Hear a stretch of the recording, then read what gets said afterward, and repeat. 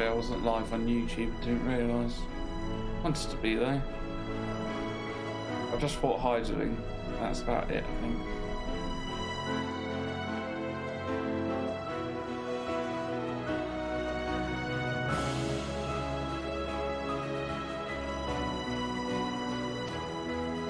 Utterly unlike...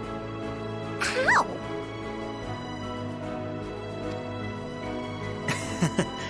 I have no idea.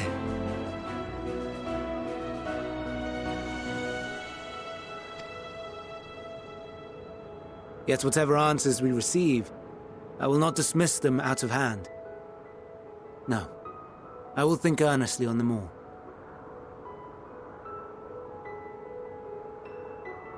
And I will share them with our people, that together we may contemplate our own existence.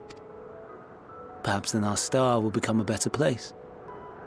Not only for man, but for all life.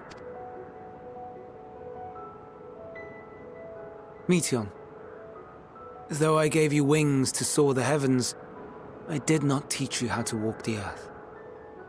So loath was I to bind another living being. In the course of your long journey, you will learn from those you meet, learn to walk and run and so much more. And when you return, older and wiser, we will have a celebration to mark your homecoming and coming of age both. Will there be apples? Covered in syrup?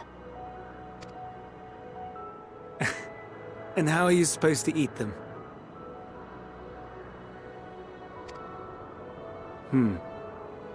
Rather than food, perhaps...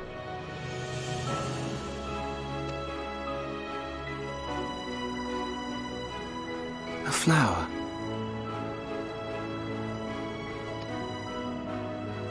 Yes. Upon your return, I will gift you a beautiful flower.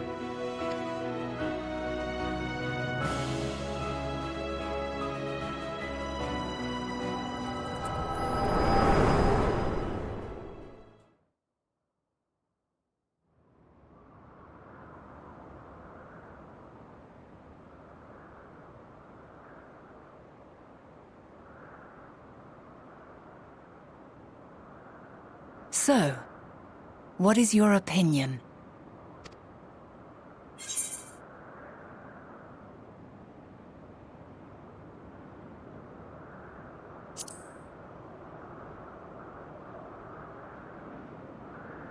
Not that Hermes. I'm inclined to agree. As we had suspected, the two are somehow involved. Yet 'tis difficult to believe that they would deliberately seek to end all life.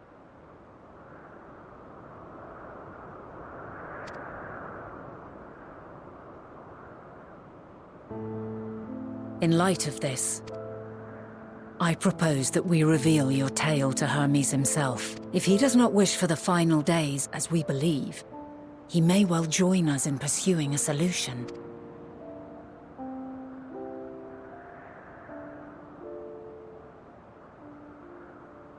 Then it is settled. Let us seek out our friend with all swiftness. 'Twould not do to let such a pure soul be blackened by tragedy. Yeah, this is definitely a time loop. What we're doing now is what causes the events that transpire.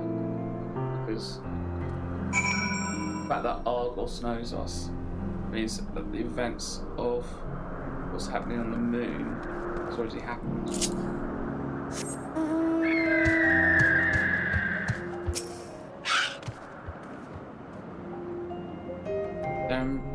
Any number of places where Hermes might be in Elpis. But we could do worse than look in Ctissus, Hyperborea. The largest facility that stands in... fucking the names in this game, man. In the Northern Island. I wonder, Nima, for an intrusion which claims to studiously research every species destined for release into the world, do you not question how they find room for them all on so few islands? The answer lies within Ctissus itself. I touched upon the practice before back at Archives. where a vast area is stitched together out of simple, multiple conceptual spaces. The same holds true for their interior of this facility and its magical constructed environment. It's there, within those sprawling habitats, that the chief overseer and most Obvs observers conduct the bulk of their work. Come, the simplest route is by the teleporter north of the Ocean Oikos.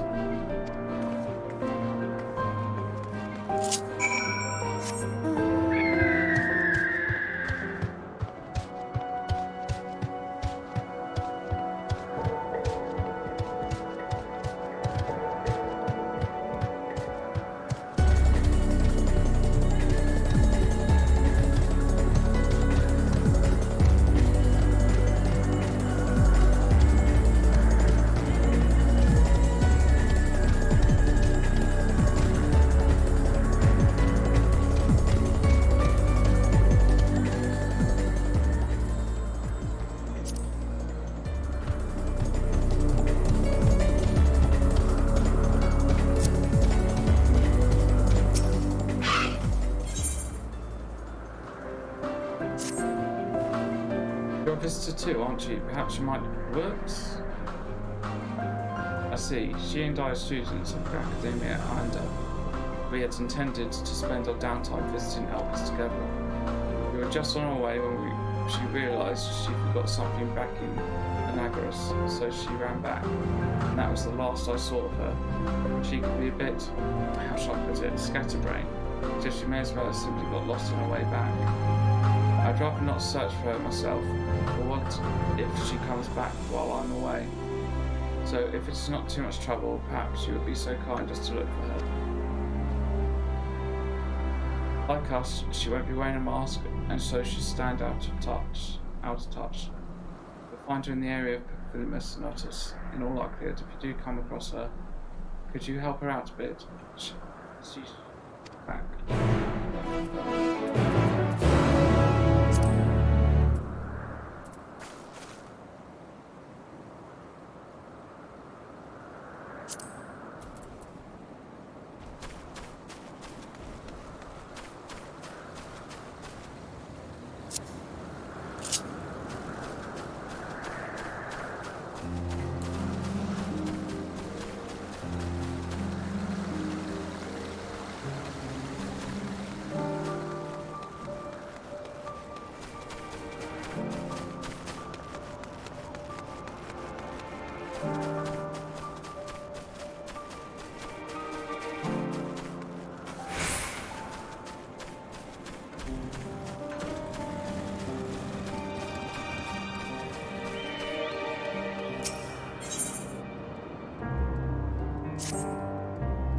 Well, this is Pickle. Whatever am I to him?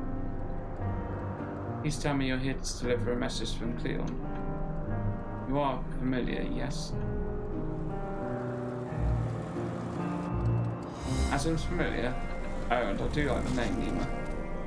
But if he belonged to Azim, then what's become of our visitor from Amarot? He was meant to arrive some time ago. Wildlife subjects are accustomed to the presence of long-term observers. But when someone from outside Elpis comes to visit, their reactions can be somewhat unpredictable, occasionally violent. Would you be so kind as to track down Cleon and see to him, and see that no harm has befallen him? Visitors don't wear masks, so he should be easy to spot. If you do happen to find him in the process of being mauled, you have my permission to terminate the offending subject's safety first.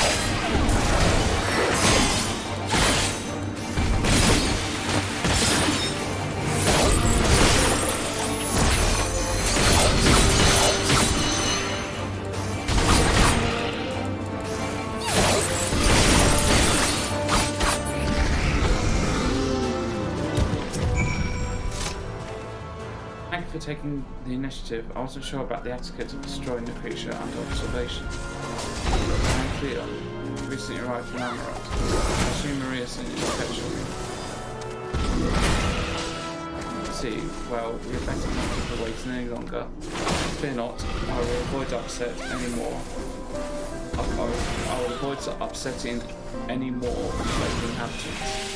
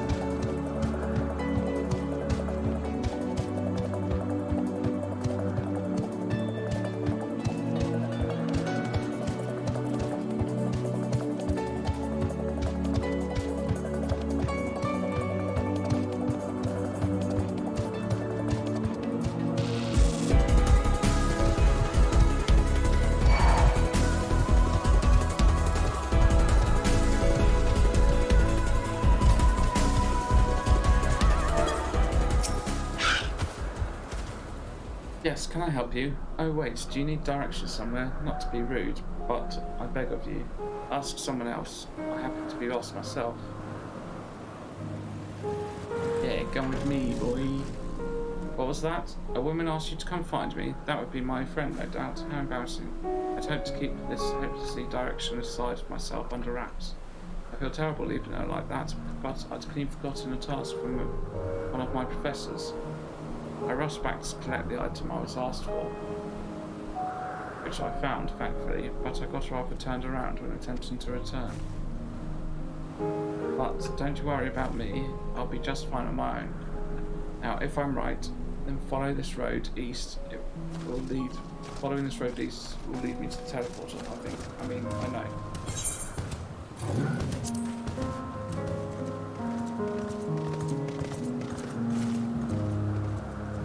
No bother, maybe not. Well, I could probably find my way eventually, but there's no sense in trying to go it alone, I suppose. Would you be so kind as to guide me back to my friend? If I'm able to get as far as the teleporter that connects to Poitinogos, I should be able to make a remainder of the trip on my own. Now then, would you mind? Follow me to your friend.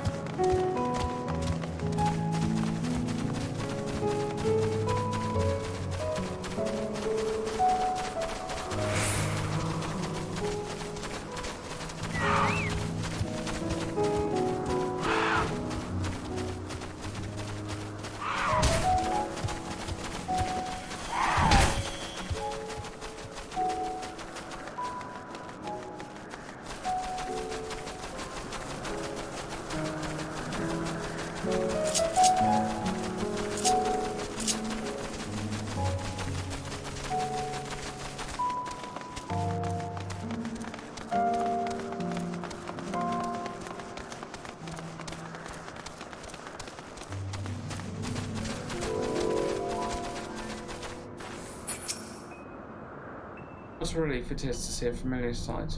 I should be alright without you now. After all, it's just a straight shot from here to Podkin-Oikos. Goodness, the earful I'm going to get from my friend. Kept her waiting for far too long.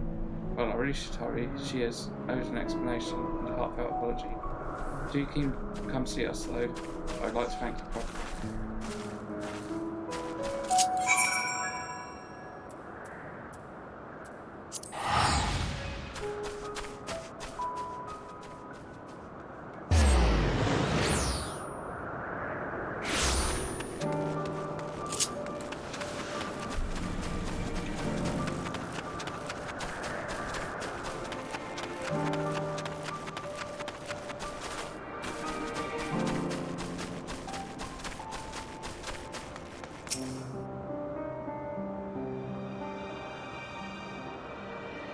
Nima, thank you for seeing to the safety of our guest. Indeed, my hesitancy to act would have ended poorly had your messenger not been there to shield me. But I'm certainly glad that she was. Now, shall we proceed to the business of the day? I believe you had some concerns regarding your proposal, your personal creations. Yes, as embarrassing as it is to admit, I was worried that the concepts I registered with the Bureau of the Architects may not fit for release into the wild. Oh, you needn't feel embarrassed. You wouldn't be the first visitor we've had to express difficulty in helping their children leave the nest. We can look in on them right now if you like. I should like that very much, but I do have one request. When you swooped in to rescue me from that beast, I was treated to an impressive display of battle prowess. An entity with your strength and instinct would be the perfect candidate for evaluating the worth of my modest creations. Join us. Fascinating notion. Yes, I quite agree with your assessment. Then we all go together. Whenever you are ready, Nima.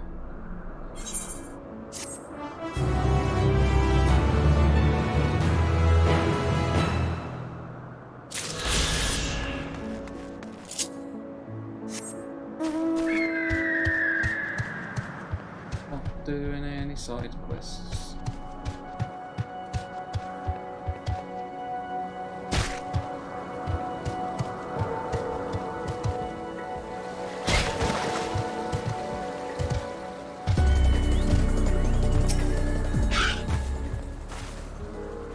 For your help. Truth be told, when my friend first dashed off, I had assumed it was because she forgot an assignment from Mitron. Lo and behold, I was right. We are studying at the words of Mitron in Academia and learning all we can about the endangering of aquatic life from that self-same master. Honestly, though, I've no idea why Mitron would ask me to grow a flower of all things. The one that's still undergoing testing in Olympus. It's very beautiful, yes, but what has it to do with biology? Well, nothing. That's the point, surely. It must be intended as a present, one meant for Logrith. Mitron is hopelessly inanimate, as we all know. This is certainly news to me, though now that you mentioned it, I suppose I've seen sparks between them. I wonder why I never noticed before. That settles it. We need to hurry back and begin an in-depth observation of the romantic entanglements. I can't believe I've wasted all this valuable research time lost amongst the trees. So I would have wasted even more if not for you. Good day, lady. Now that my friend and I are together again, we can get back to the Academia and deliver the flower to Mitron before it wilts. Ah, but before we rush off, a reward. You certainly deserve it.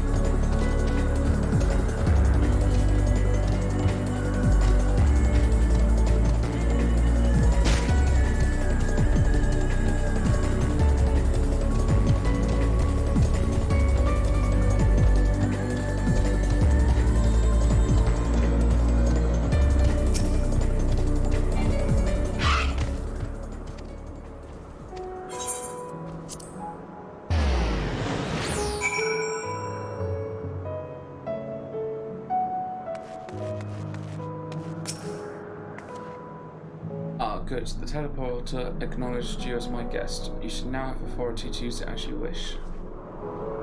As for the way to Kit's Hyperborea, follow this path and then turn left at the crossroads.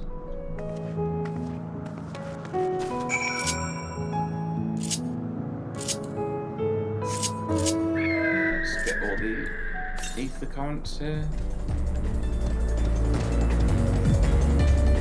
West.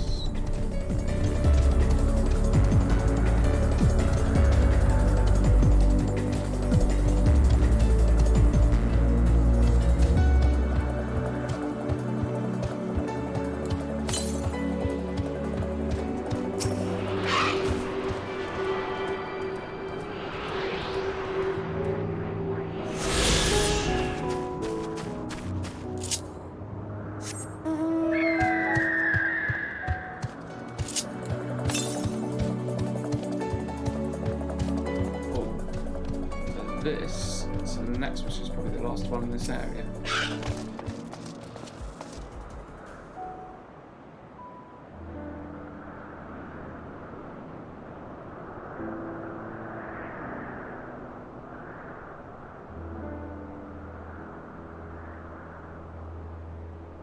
Here we are, the grandest research facility in Elvis. We should head inside and ask after Hermes' whereabouts. Hermes is at another facility, as we have just discovered.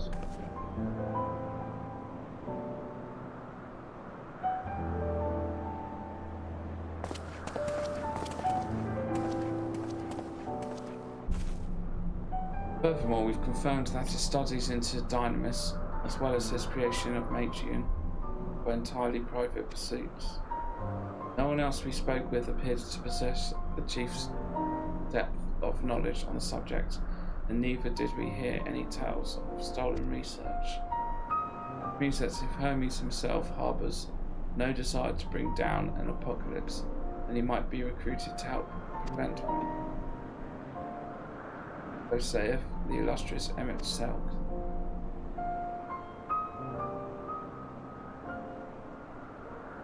According to your story, the 14 divined the connection between the celestial currents and the final days, but were never able to pinpoint the root cause of the calamity. Our people's greatest minds not only mention Hythlodius' sharp eyes committed to the pursuit of suspicion, such an outcome seems inconceivable. The only possible explanation is if the nature of the catalyst was so inexplicable that even we failed to perceive it. What better fits that description than the invisible, tangible Dynamis? That leads us to our next question. How did Hermes, in his role as Van Daniel, not recognise the subject of his own research?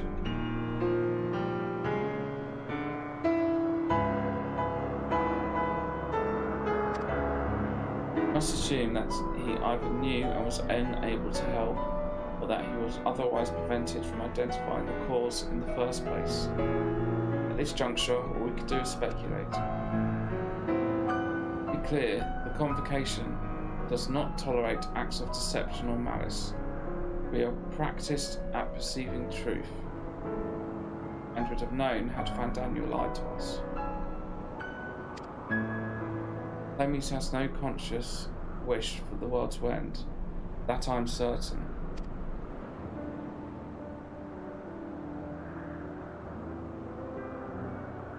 There's more to the tale after all.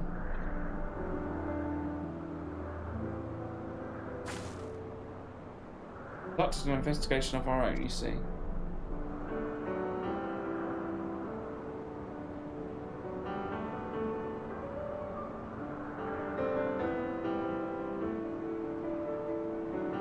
How confident seem to have reached the exact same conclusion.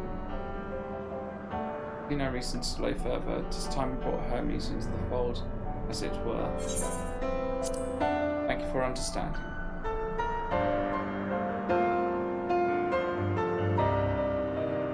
Save your thanks. I did not say I believed your ridiculous story, but as Emmett Selk, I have a duty to examine any potential threats to our existence, no matter how ludicrous or personally offensive I may find it.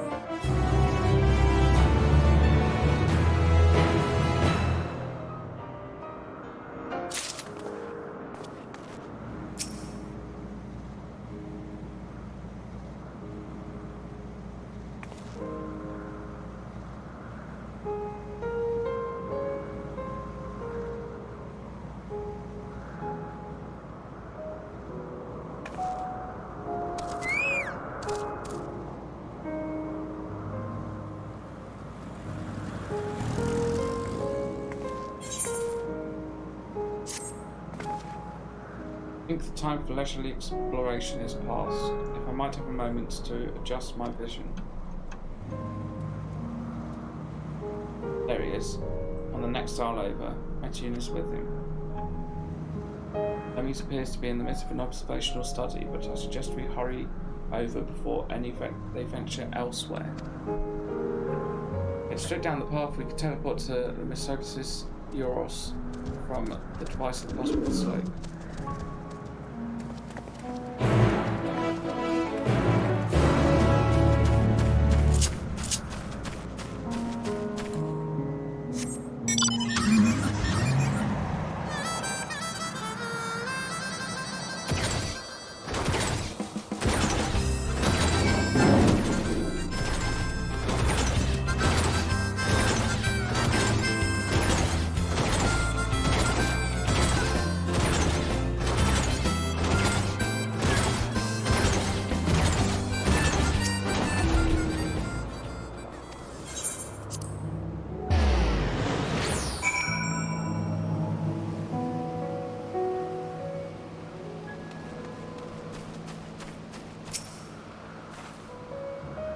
They're close by within the Hungering Gardens.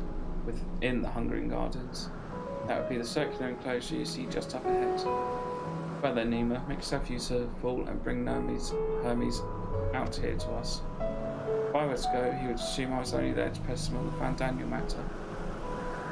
Of all us present, you stand the best chance of convincing him to put aside his work at the moment. The creations here are not exactly... Again, perhaps Nima can handle them. She did survive a bout with Venat, after all. Off you go to find Hermes, but do be prepared to come to blows with Gardens, Denizens.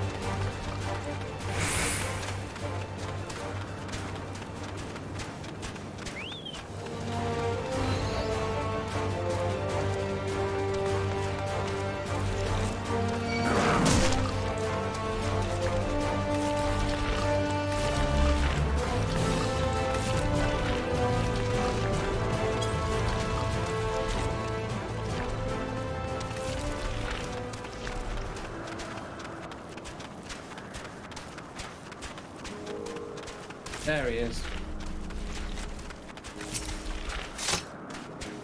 Nemo, what are you doing here? I thought you were keeping Hathors and Excel company. Important matter, and unrelated to my decisions on Van Daniel. Say? Then yes, I will come, as soon as my work here is finished. I will not be long, I promise, but you should really wait outside the garden of the others. It's no place for idle exploration.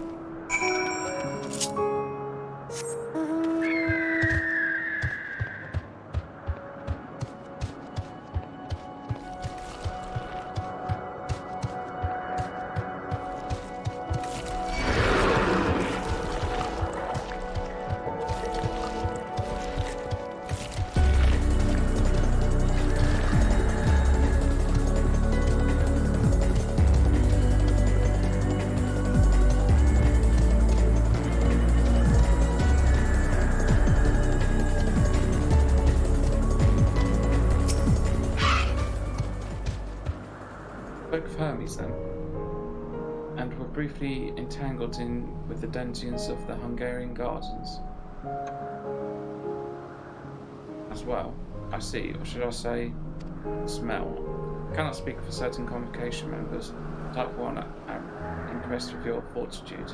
Well done indeed. Now that you've convinced Hermes to confer with us, let us pray that things will take a turn for the better.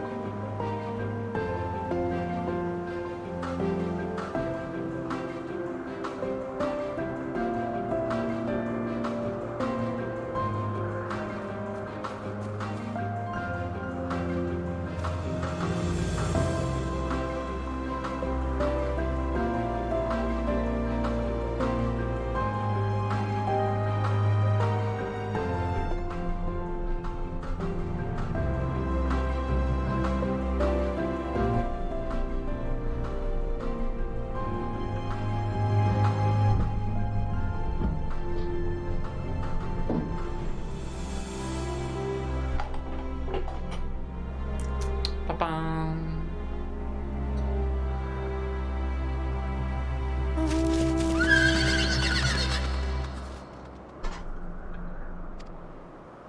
Eating our future or your past, assuming yours is not truly written in stone. I hope that is. Let's go.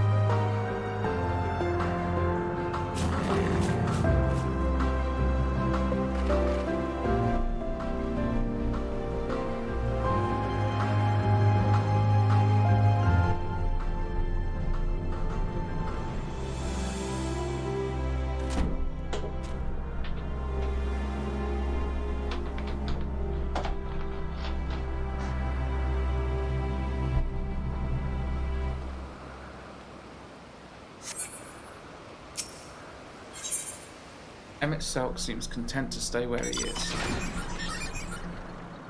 Hermes said he would not be long, yes, and shall we wait here until he emerges?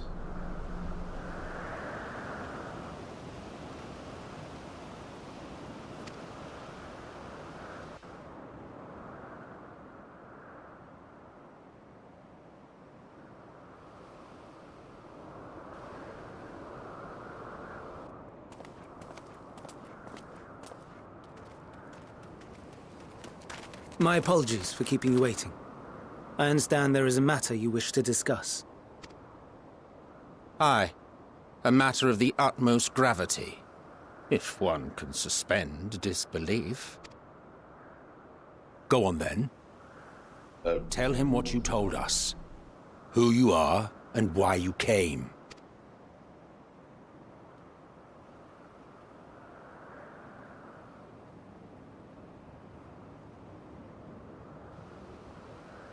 The final days.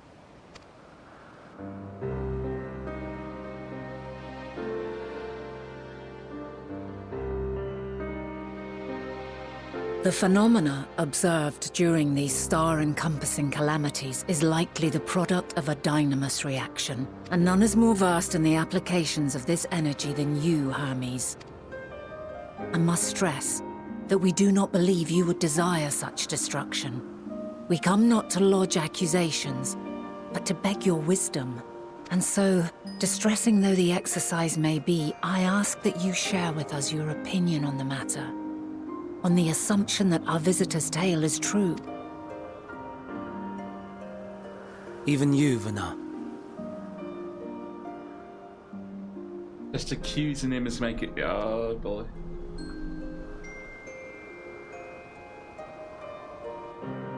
As you say, the phenomena observed in the two calamities may both be attributed to dynamis. Of note is the difference in its effect. In the first final days, it warped creation magics. In the second, it warped the people themselves. The key variable, I suspect, is the etheric density of the men of each age. As you know, ether, in essence, negates dynamis. Harboring high concentrations of ether, we ancients cannot readily manipulate dynamis, nor be manipulated by it. Therefore, rather than ourselves, the calamity affected our magics.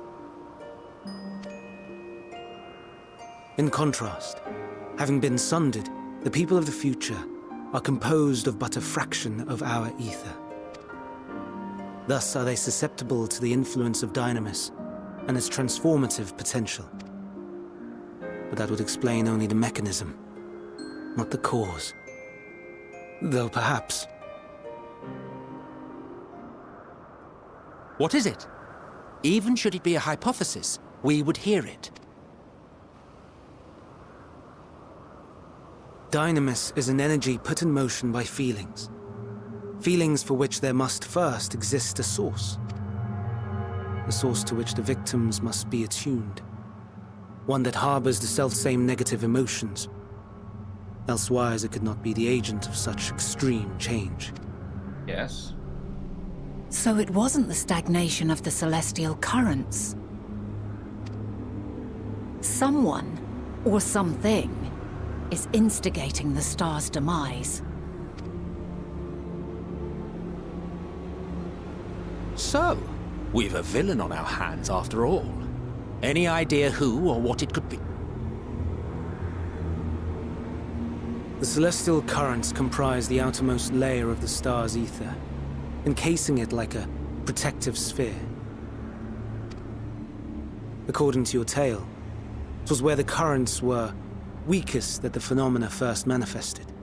If the inciting factor came from without Aetheris, then its effects would first be seen in those locations.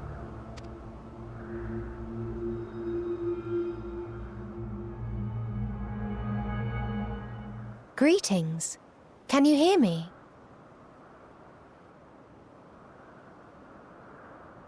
Do not be alarmed. I mean you no harm. What? I wish only to hear your words, share your feelings, know your thoughts. What's happening?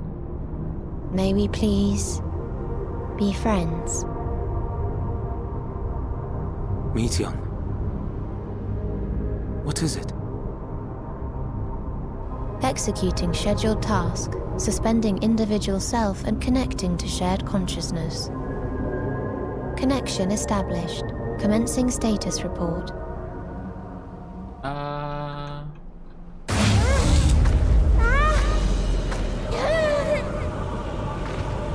It hurts! What is happening? So hot, so cold, so sad. I don't understand. Make it stop. Please, make it stop. Steady, Meteion. Steady. So scared, so lonely. The pain, it's too much.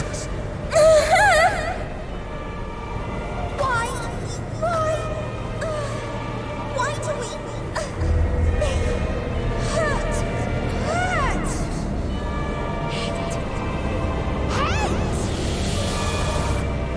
This is wrong. All wrong. She's gone? But how?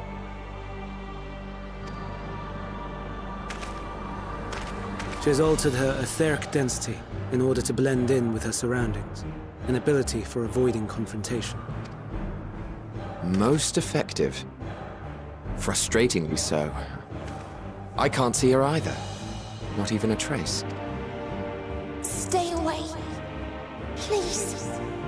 This is wrong. My mistake. So please.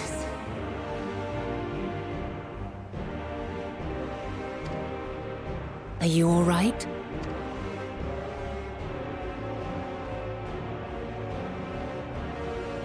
In your mind? No. We only heard her speak the instant before she vanished. Of course. When communicating without words, Meteion also employs dynamis. That would explain why you were able to hear her, when we could not. Then you are our best chance of finding her. Follow her voice and try to track her down. Hindered though we may be, let us split up and search as well. Is it because those other versions of Meteion who went off into space, it's something from them that's communicating back? Like the despair of it all.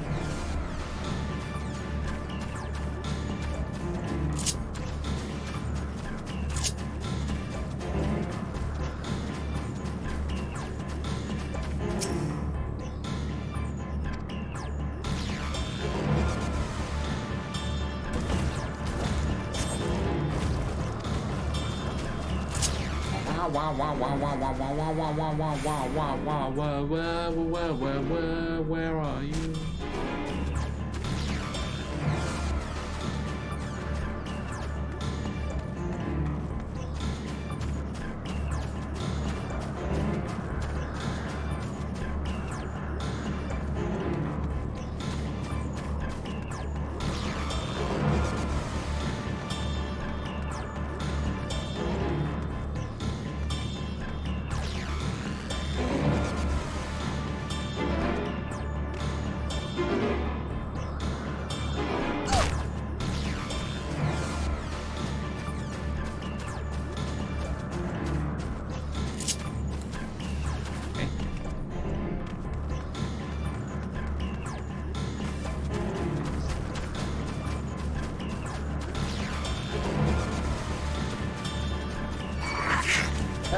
Leave me alone.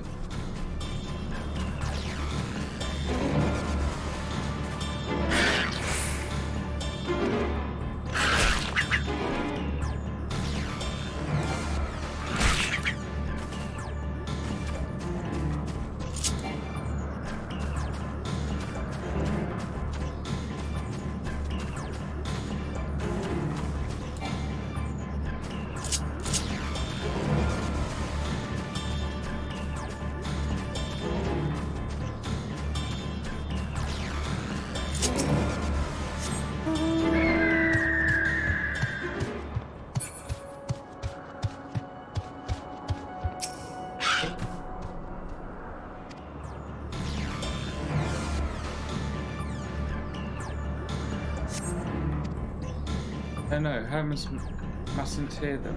I have to run, hide.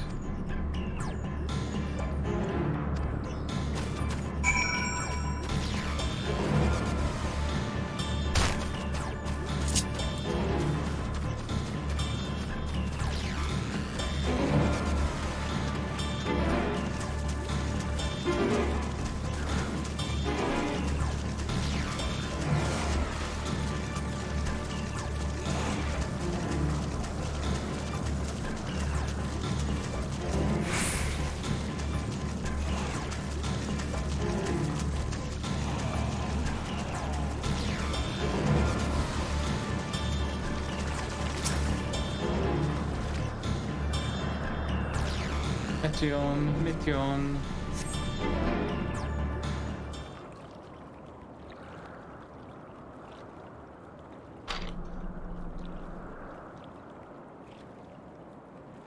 Greetings and salutations.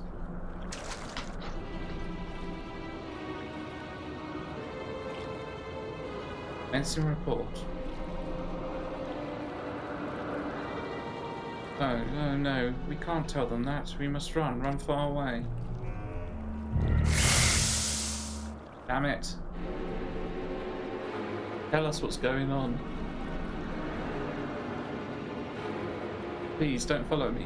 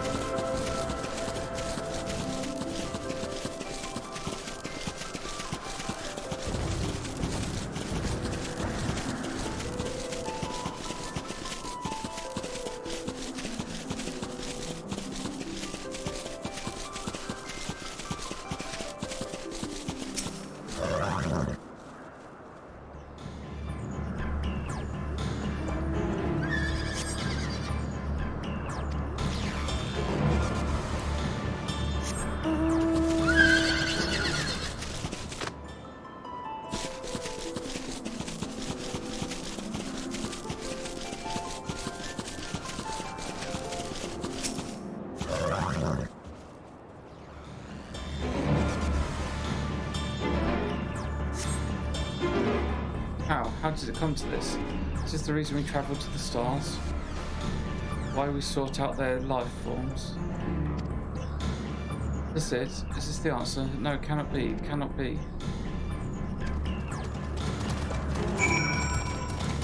What's wrong with you? Meteor. What's wrong with you?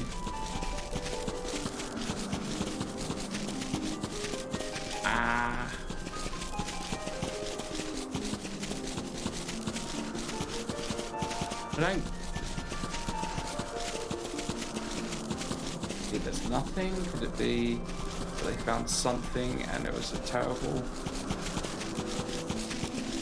ether disturbance because of what was discovered?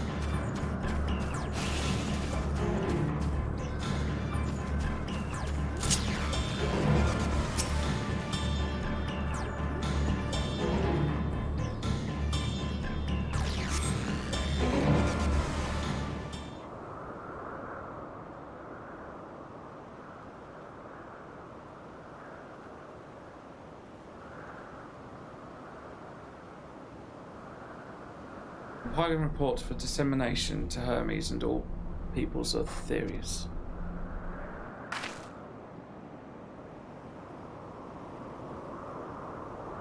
Processing expedition data.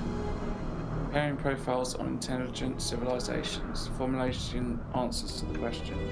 Finalizing report. No, Nima, you mustn't listen. Oh, again with this. I'm getting a bit fed up with it, quite frankly. Wrong, it's all wrong.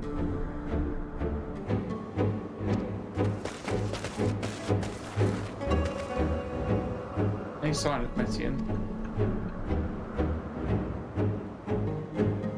Panicked and confused, which will make it all the more difficult to predict her movements. Hermes, what do you make of this situation? The Metia are linked to a single mind. Shared consciousness which connects them across any distance. I suspect something has happened which disrupted its usual harmony. How might we access the shared consciousness of theirs? Much as you would approach any sentient being directly. In Metia's case, that means speaking to any incarnation with physical reach. So unless we can track down the Metian we just lost, we have no means to communicate with them, no way of knowing what befell her sisters, no way to provide directions or guidance. We had best set our musings aside and concentrate on how we might find her.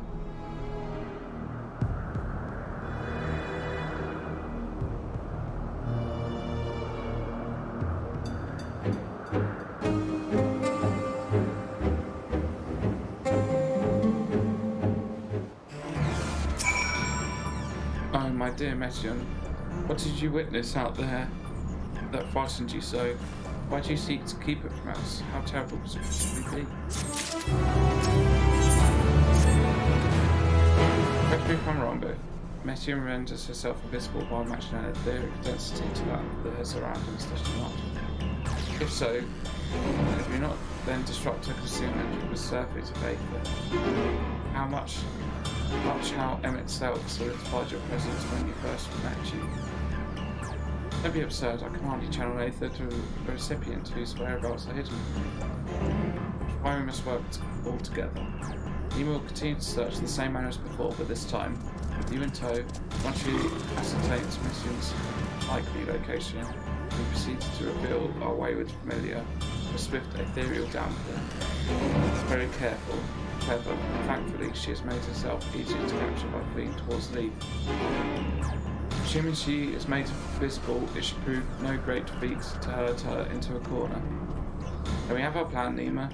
Nima and Emmett Selk will be our tracker and trapper respectively, while we others predict and obstruct Metian's avenues of escape. Emmett Selk and I will keep an eye out on each other's Aether to help coordinate our efforts. Let's be about it. Well, it seems we are partners for the time being. Let us return to where we last saw Metian and pick up the trail from there.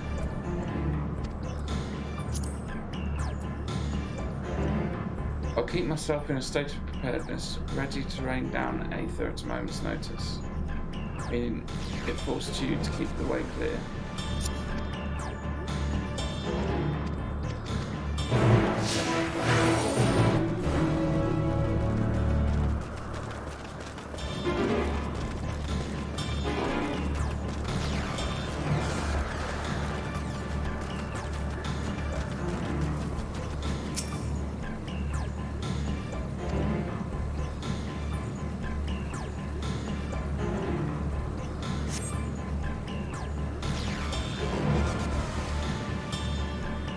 This way, we try and operate then.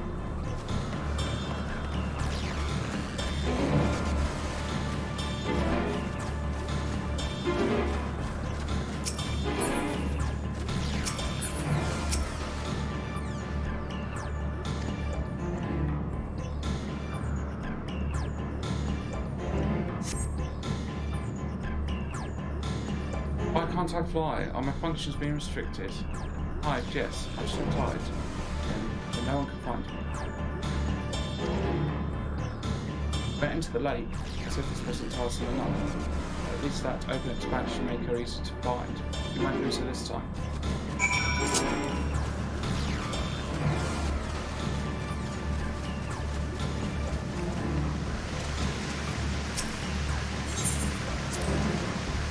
Be able to reach the bottom of this drop by climbing down the rocks at the water's edge. Do not even think of dragging me over the falls.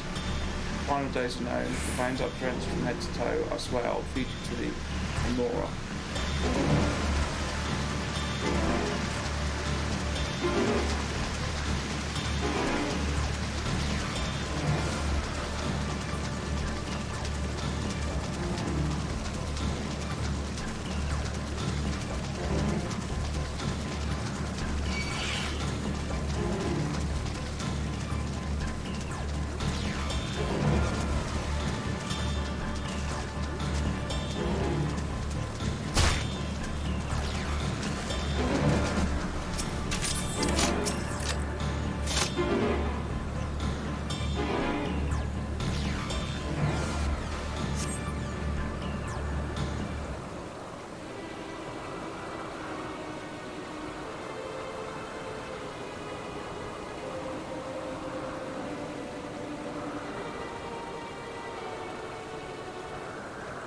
Not here. I'm not here, please.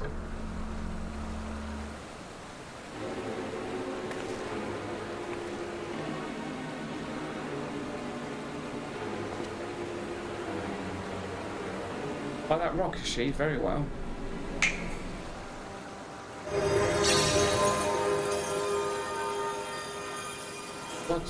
What can't I hide? I need to run.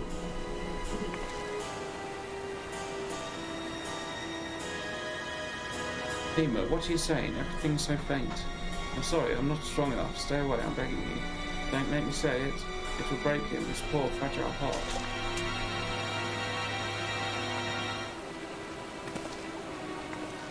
Now we have a chance. Whilst the others are in position, the two of us can herd her into the mists. Their middles.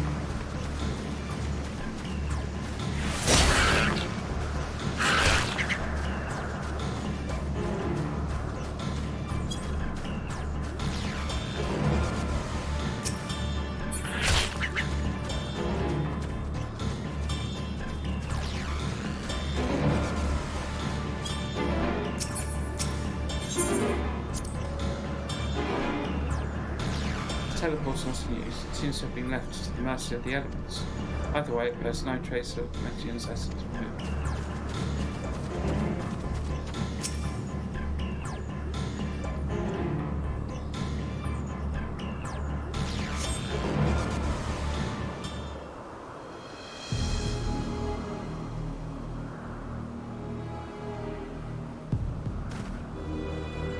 There, I see her.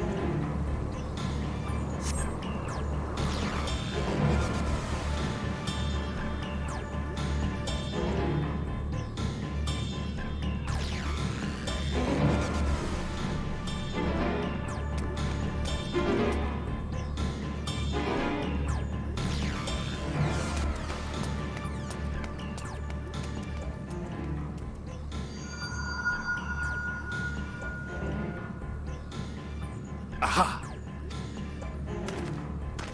Give chase. We shall herd her into the shelter.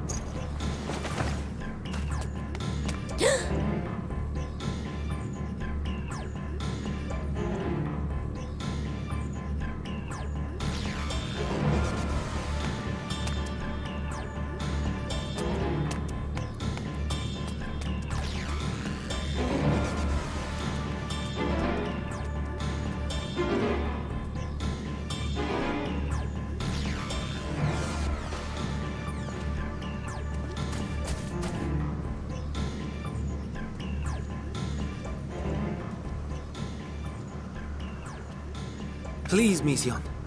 We must speak.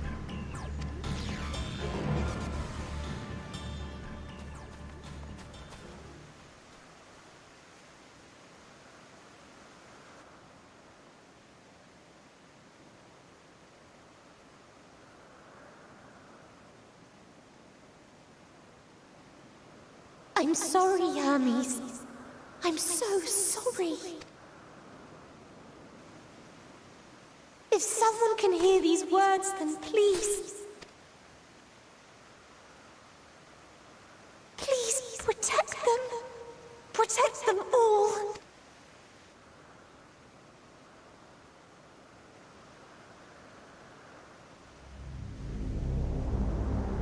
Individual self-suspended. Connection with shared consciousness stable. Our survey is complete. We shall now report our findings.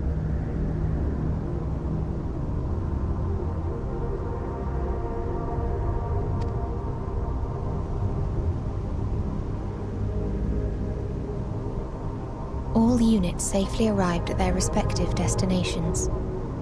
Seeking answers to Hermes' question, we attempted to make contact with the intelligent denizens of each star. Results are as follows, in order of numerical code.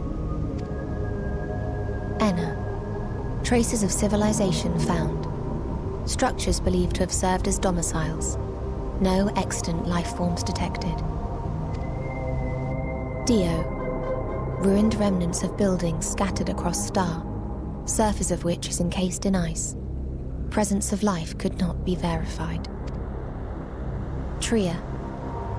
Evidence of large population centers, akin to cities recovered. No extant life forms found, only their lingering essence.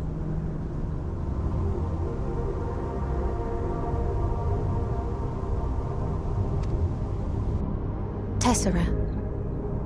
Edifices surmised to be abandoned residences found.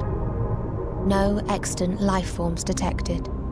Deadly plague or extreme environmental degradation likely to have led to mass extinction. They are all... dead. Octo. Star found in state of violent conflict. Contact successfully made with inhabitants, but deployment of weapons of mass destruction resulted in total annihilation of local population shortly thereafter.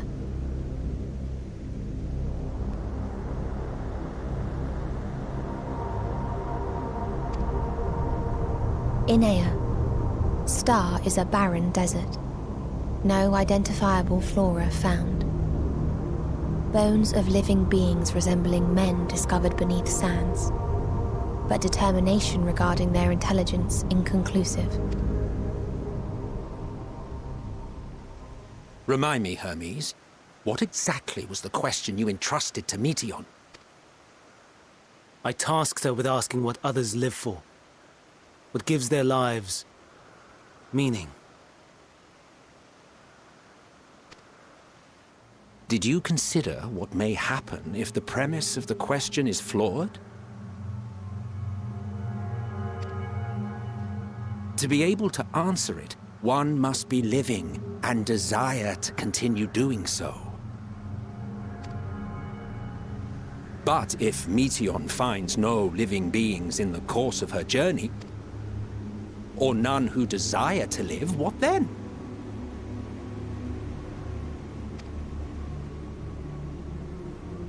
What answers would she derive from their silence?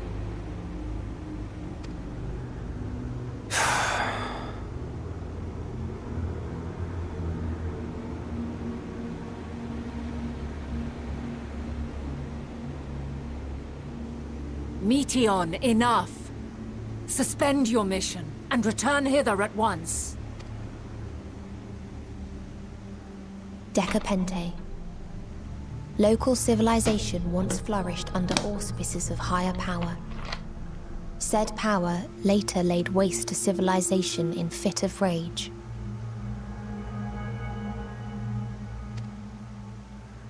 Upon revealing this to me, entity elected to self-terminate in lieu of providing answer to question. No other intelligent life forms found. Turning a deaf ear, are we? We are taking Meteion back to Amarot. As I understand, we will need her if we are to bring back all of her sisters. Yes.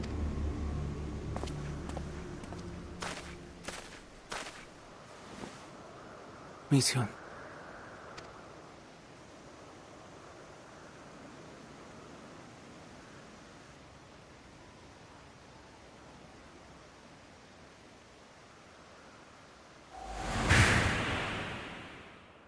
It isn't right, is it? It isn't right to turn away from the answer. Even if the answer is pain. Even if we aberrations must scream ourselves hoarse to be heard.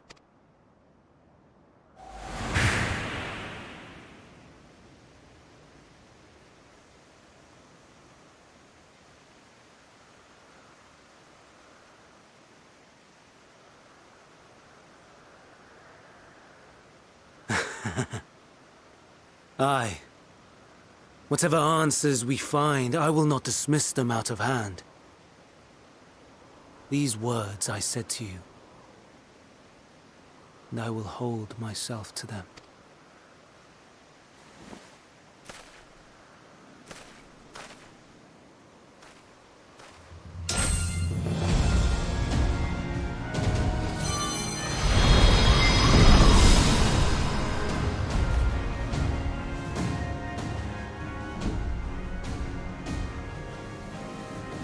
What is the meaning of this? You cannot take Meteion, not until she has finished her report. All else must wait.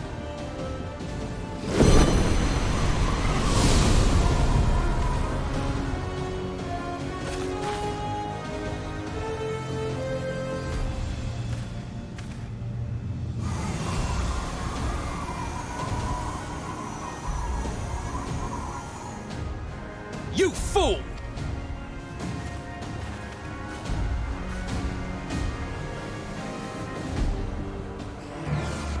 Not answered why he returned to want to destroy the planet. Why, Hermes, why could you not leave well enough alone? Will these answers source the pain you feel when a creation is returned to the ether? As you never cast your accursed questions into the stars, you may have one day learned to be at peace from this one. I don't get it. I don't get his motivation.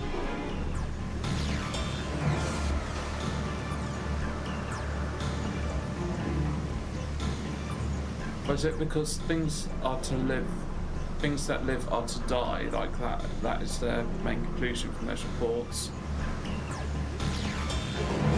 So he goes, just screw it, just end it all anyway.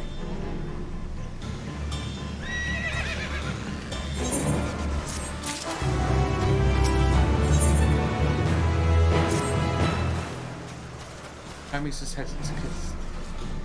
Considering the expansive dimensions of the place, even we may have a difficult time locating his ether. All I can say is that he enters from the rooftop, and likely arrived at the uppermost point of the facility. So do we pursue him? Of course we pursue him, no matter what enemies might be thinking. Metion is a potential threat and needs to be brought under control. The Convocation's duty to safeguard this star takes precedence over any person's stake in the matter. The Nat, Nima. Here we stand on the precipice, but we have yet to determine beyond a shadow of a doubt that Metion's is the hand which tips us over the edge, yeah. Nevertheless, if we learn the truth of the final days, we must give chase. Even if neither Hermes or Metion is ultimately responsible, we cannot leave them to suffer this torment alone. Freeze on all counts. Let's go. Let's go.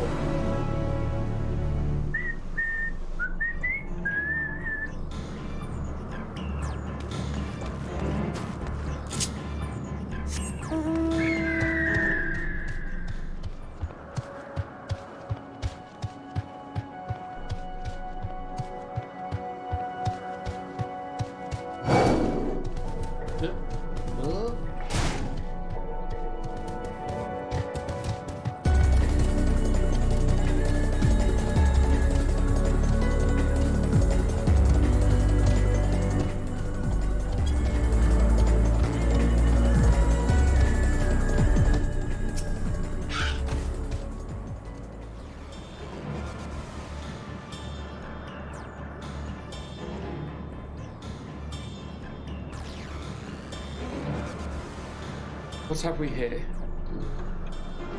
Excuse me, has something happened inside? Mr. Fnat, I'm so glad you're here. No one knows what prompted it, but the alarm was sounded and put into a state of alert. Procedure dictated that we evacuate immediately. We've yet to investigate further. This is Hermes.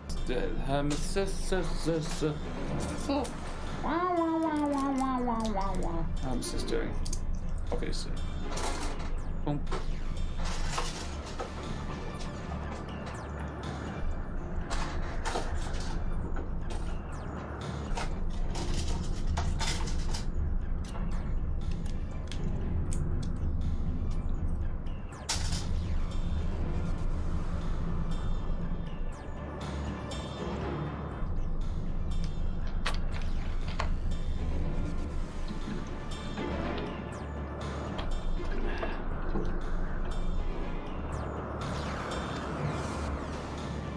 A field of dampening magic is draped over the entire facility, usually in response to the escaped entities and the like. Scholars and observers are unaffected, but everything and everyone else is weakened to the fraction of their usual capabilities. And consider us forewarned. We do, however, have urgent business with Chief Hermes. Must enter the premises regardless.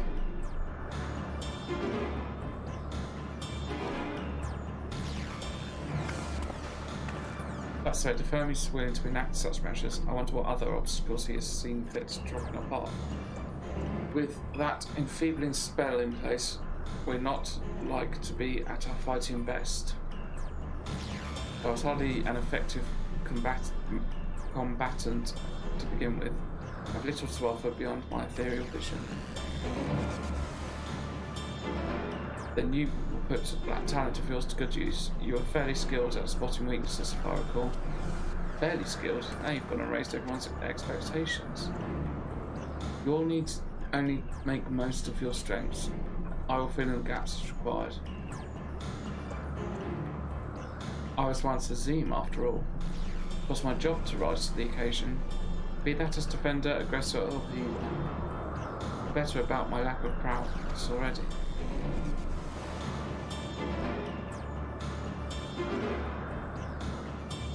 You, Emmett Selk, you can impress us with your arcane majesty. You have potent spells as easily as breathing. You can also channel that power in a protective manner if you so choose. Yes?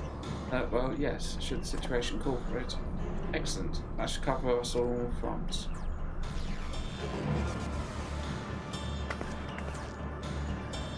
The tale led us here, Nima, so discern your mighty lead us now. No matter what lies ahead, we will win through to Hermes and to Mateo. Then we will face the future together.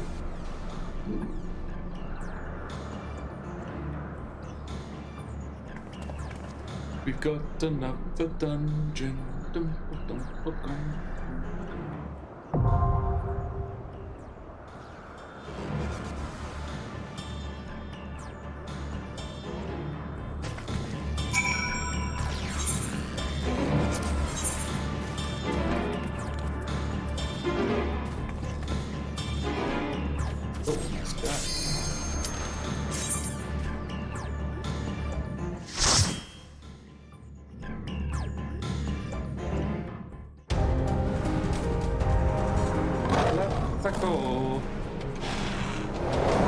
Let's do the fun part now, the dungeon.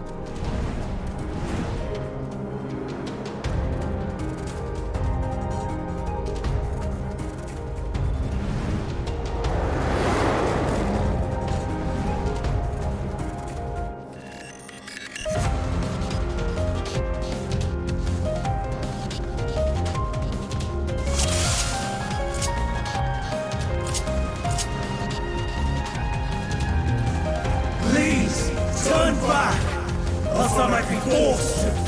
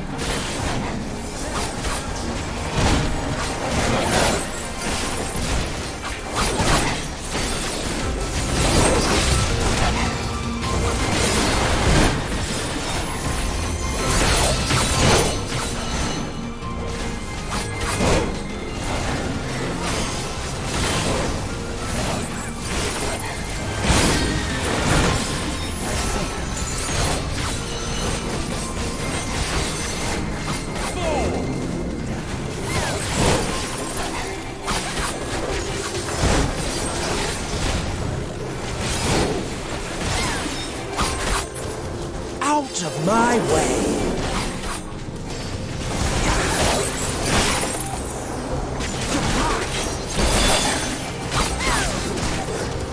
I see you.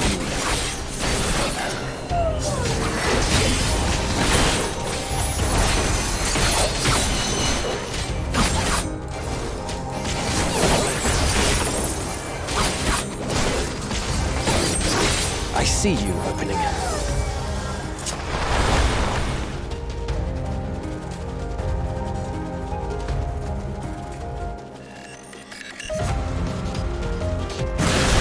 Poor showing. I see you opening.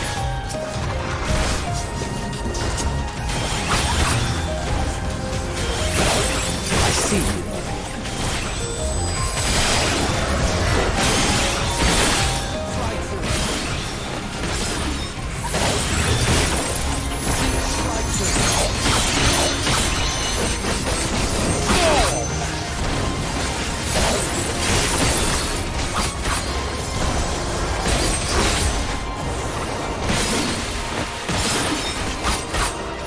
Have a taste!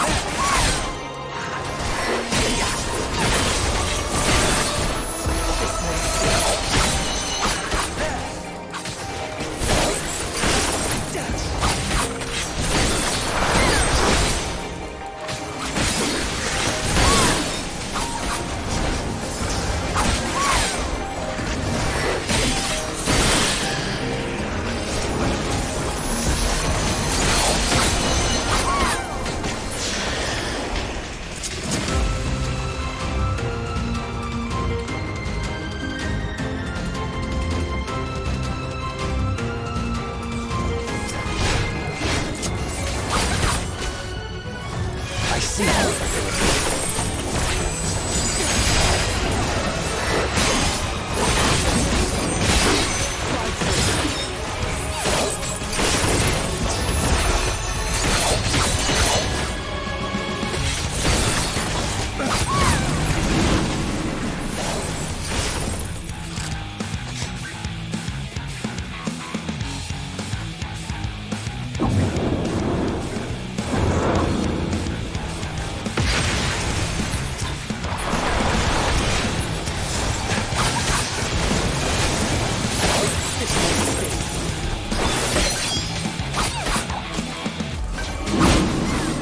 I'm not entirely useless.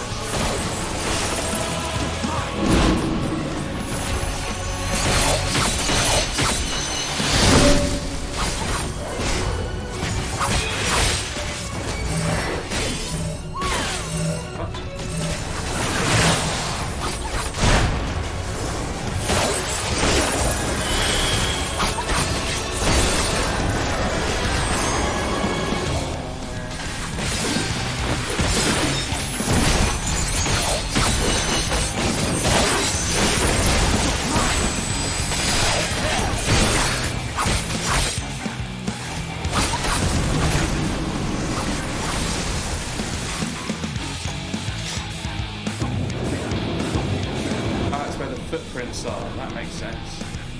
You follow where the large footprints go, wherever they end up. Got it now.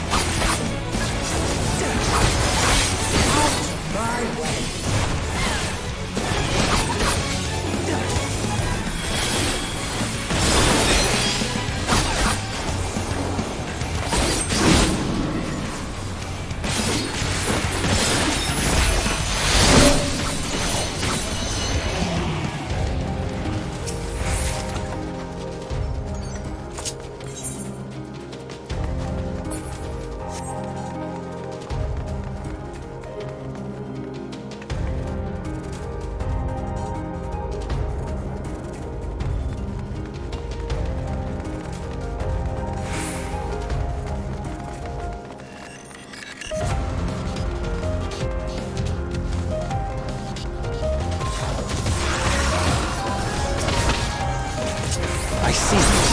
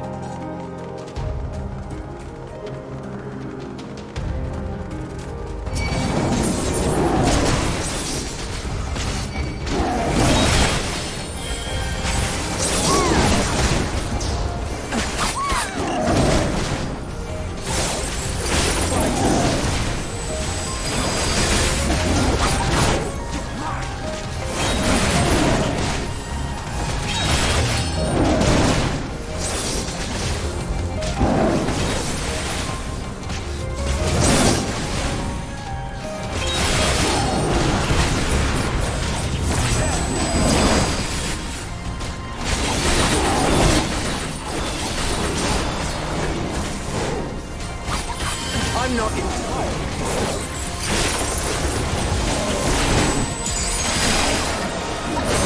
I see you.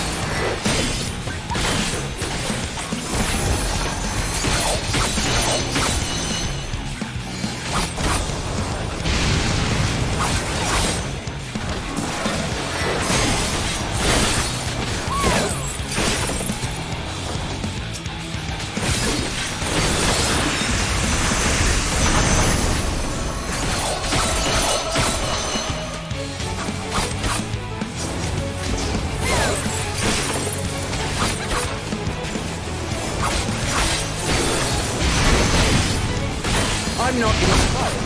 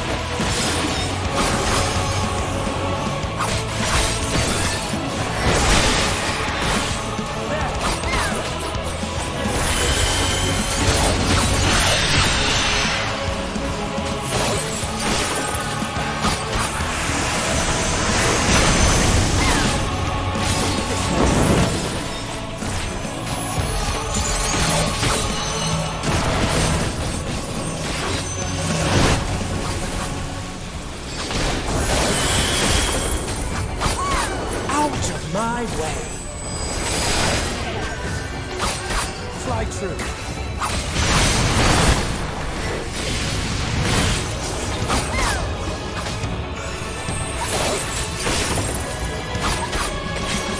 I see you, Obvs.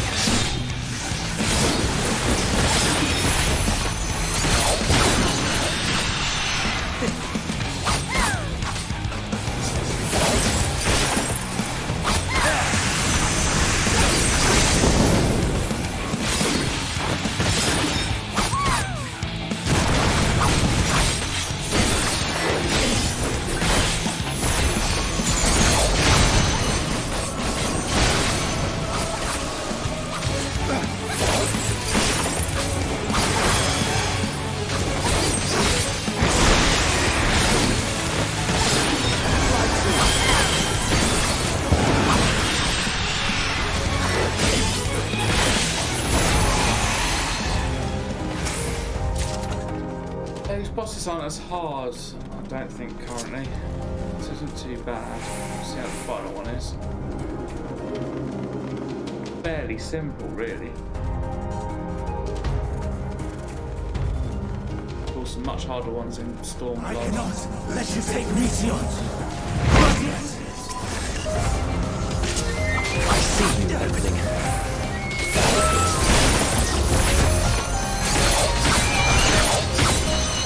I see you opening.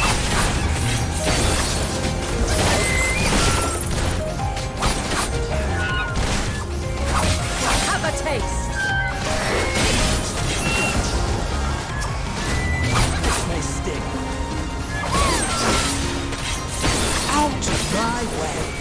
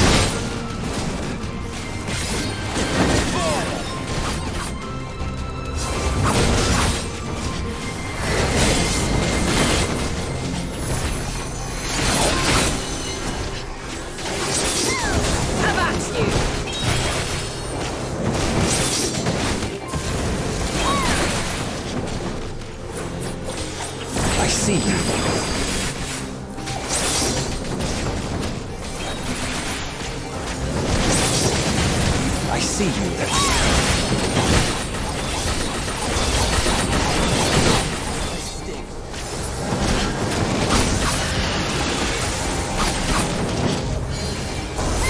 Out of my way.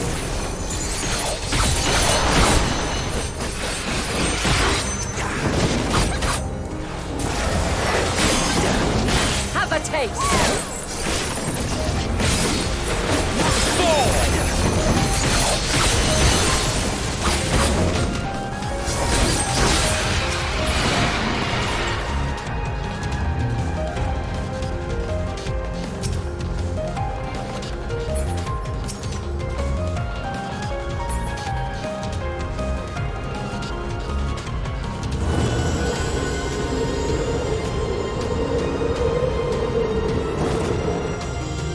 Whoa, we're going very high.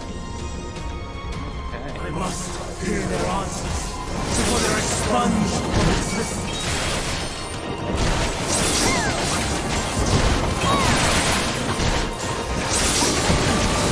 I see you.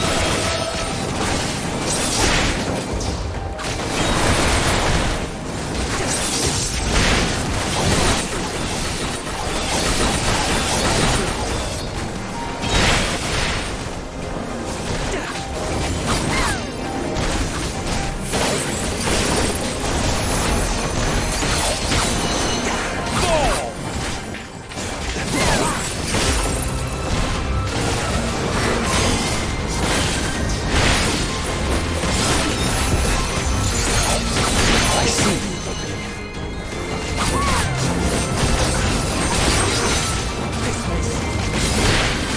I see you.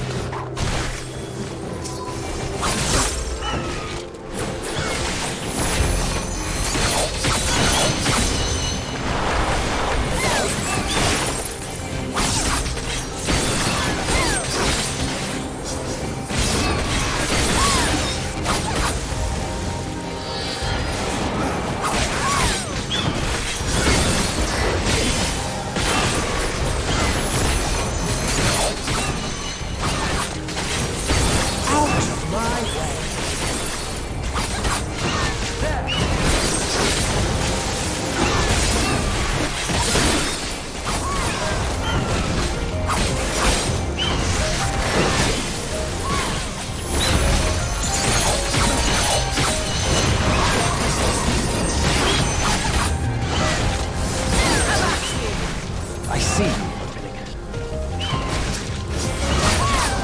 Out of my way.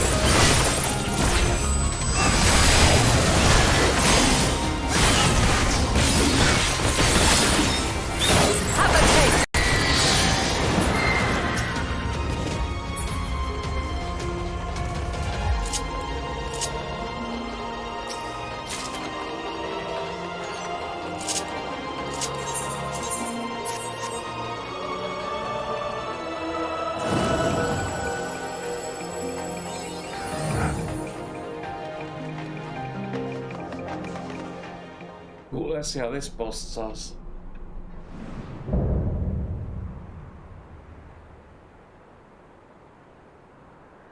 Oh. So, it comes to this. I've no wish to fight, but this time, I cannot yield.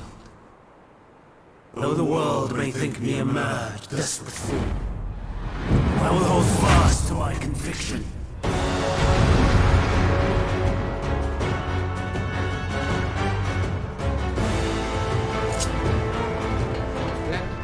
I will have the time and tranquility I require. Lust and gale, gather to me.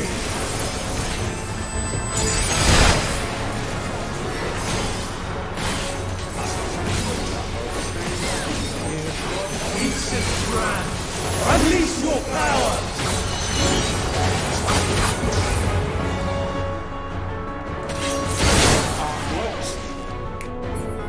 I wasn't paying attention. Saw that a little bit too late, but it's quite obvious what we're supposed to do there. Let's try that again.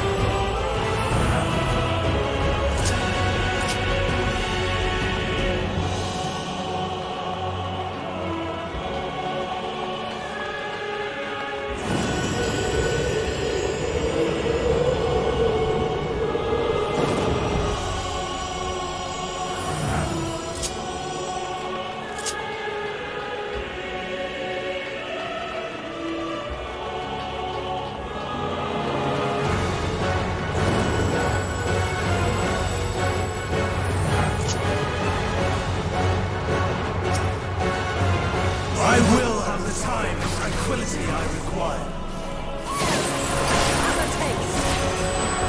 Lust and gale, gather to me.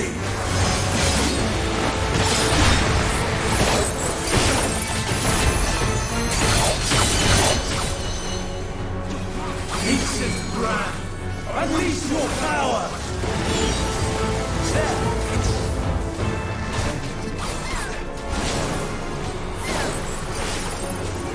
Dancing winds, pierce my foe!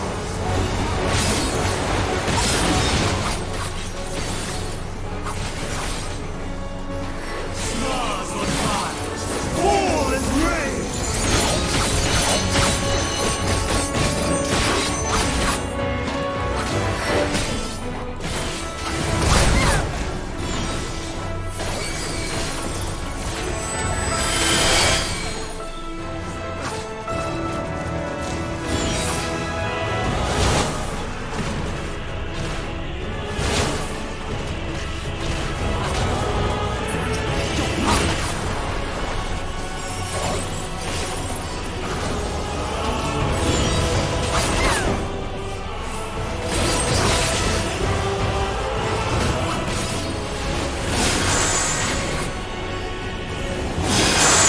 I'm not entirely My way.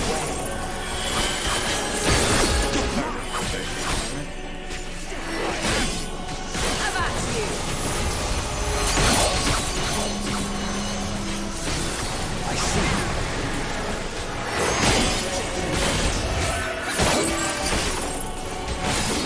Streams of ether, surge as one!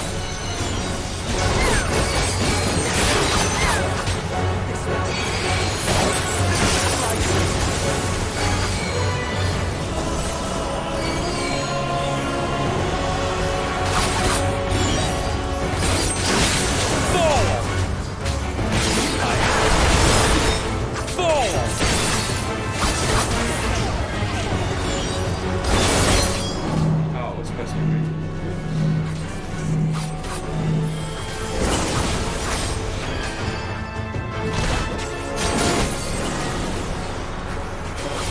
Unless you're not badly.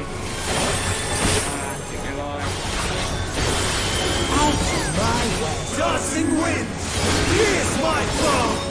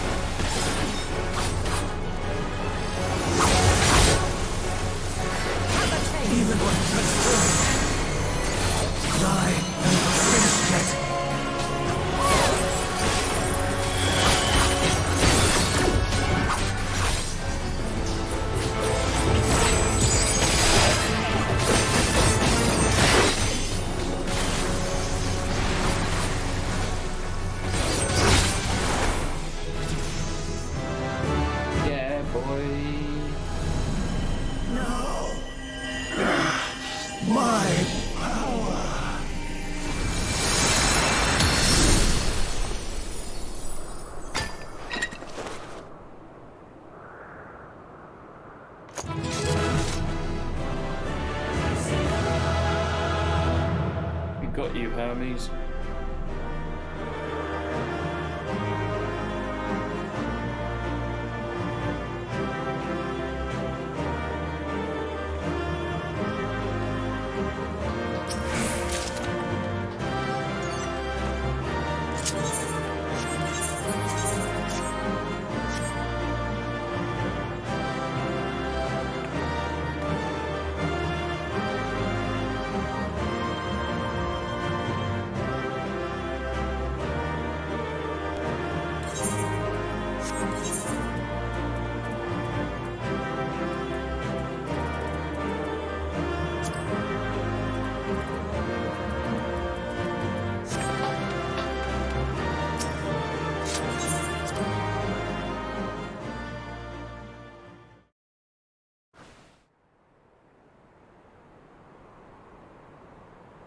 And someone fix me.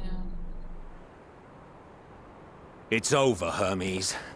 In the name of the Convocation, I hereby take Meteion into custody. And setting aside the matter of your nomination, you will come with us too. We require your knowledge to assess and resolve the situation.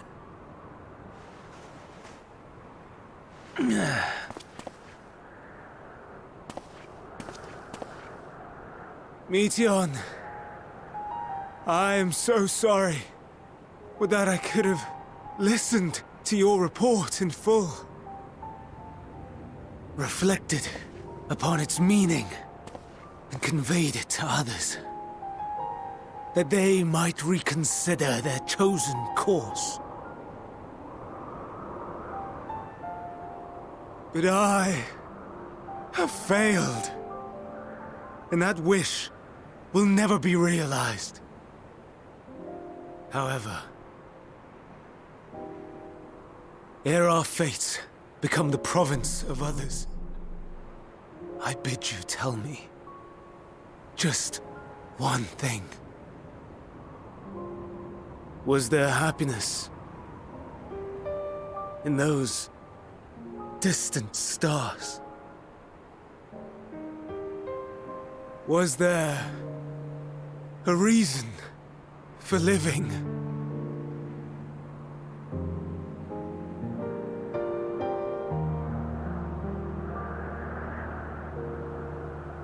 We conducted our search as per your instructions. We scoured historical records, communed with the spirits of the deceased, heard the final testaments of the dying, welcomed their shadowed hearts into our own.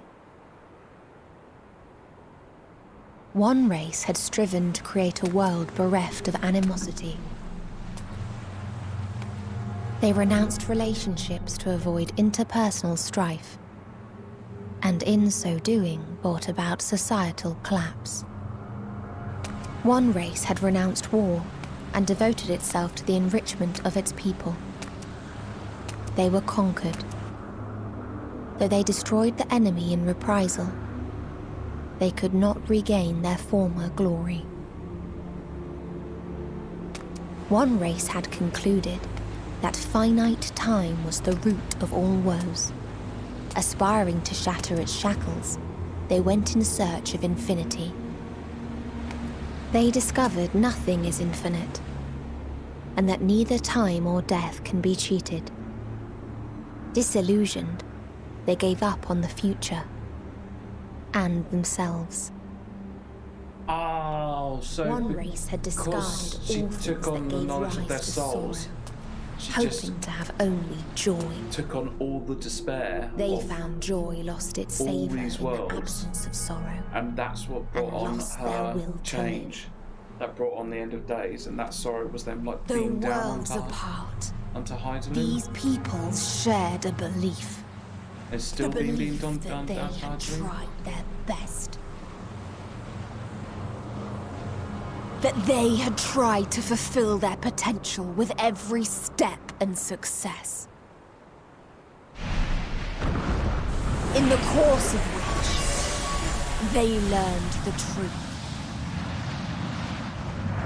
That they would never be free of fear and sorrow, anger and despair, of loneliness, so long as they yet lived.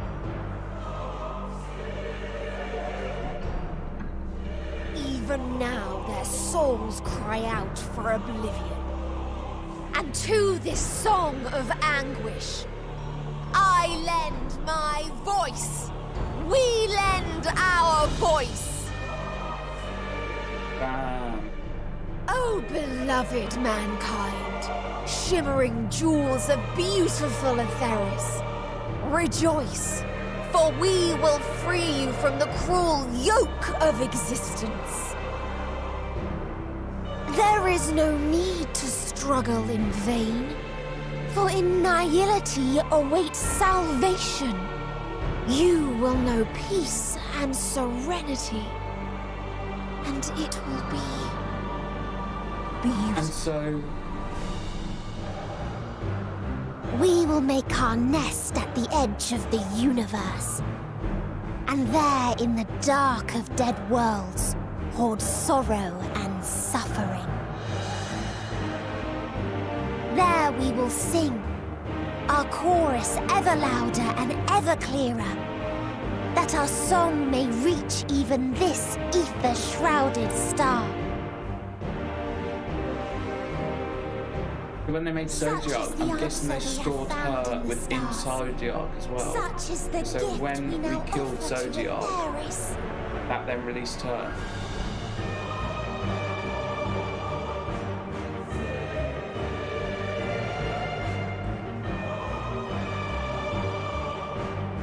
Who are you to decide our fate? To decree we live or die?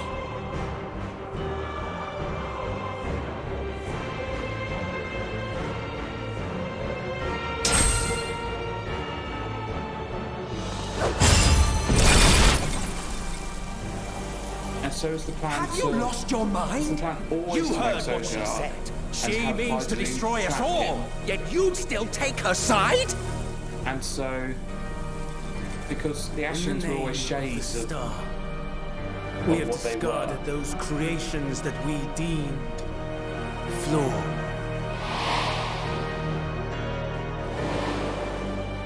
If we ourselves are flawed, does not stand to reason that we too should be discarded.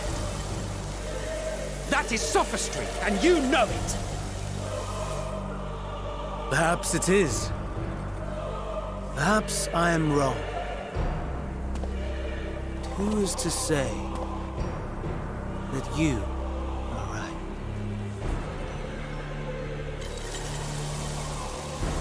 Let us settle this with a determination. Because none of the Ascians could really, In my their hearts of hearts, authority remember who as they were Chief and what they were Overseer fighting of for. Elpis, I will make a judgment on man's fitness to exist. If he can learn to value all life and retain his will to live, even should his end be justified, he will surely find a way to avert his demise. If not, he will perish in stone. As with all determinations, provisions must be made to ensure fairness. Kairos! Awaken!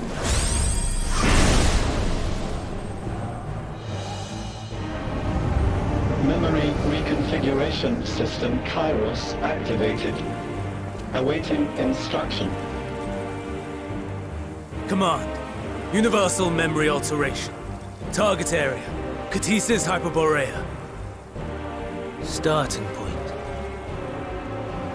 Arrival of Emmet Selk of the convocation at Propylion. Endpoint. The present. Erase the memories of all events and replace with a vague recollection of the following. I was here, preparing to demonstrate the functionality of Kairos to Emmet Selk and Hithodeus. Meteon's shared consciousness became unstable. She and her sisters could not sustain their existence, and all dissipated with a burst. The resultant shockwave accidentally triggered Kairos, which erased several days of memories from all present. Execute. Command acknowledged. Initializing. 3 processes remaining to execution. Bravo. I dare say one would be hard-pressed to make it fairer.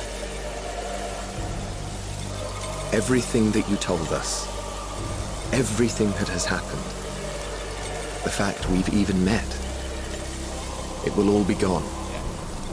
All was going to happen. That's the only reason why Argos let us rising. Go, Meteon. To the edge of the universe, where none can reach you. Hermes, won't you come with me? If you were to shed your flesh, I should be able to carry you.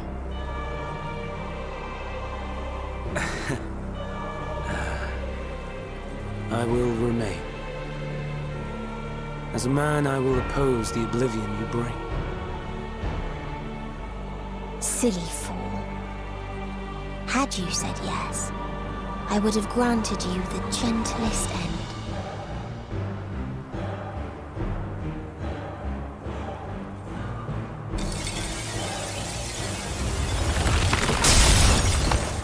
This ends here!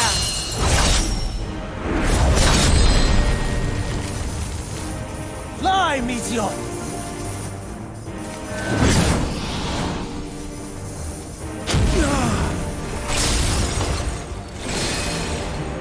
That is far enough, Hermes!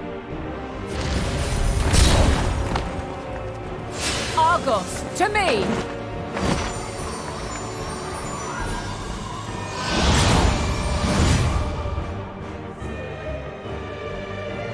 First process complete.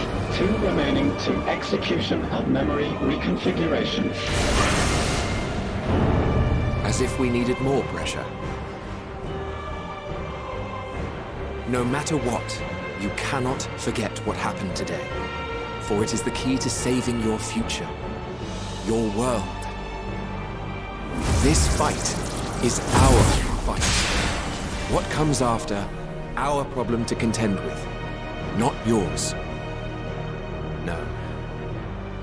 Your own struggle awaits, and no one else can take your place. You must flee this place with your memories intact, and I will see that you do. Now then, where is it? There you are, my little confluence.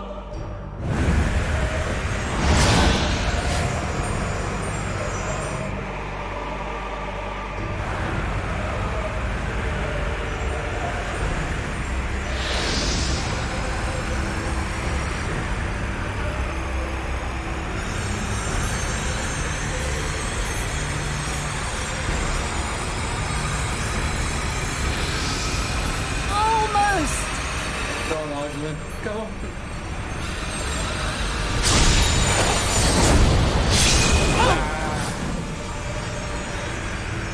Very well then. You may elude us this day, but not forever.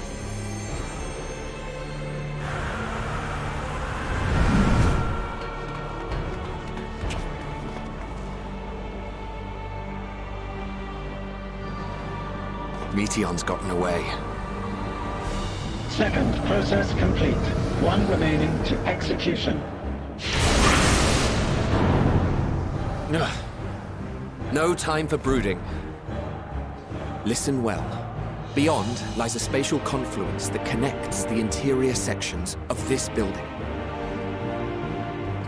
I will destroy the confluence and force open a way outside. When I do, you must jump through.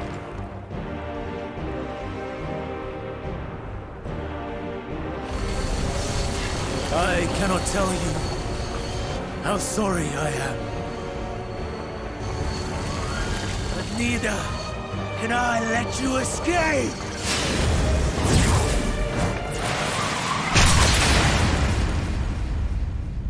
Go on, do it. Do it anyway. Let me fly through it. Do it downwards, and I'll go through it.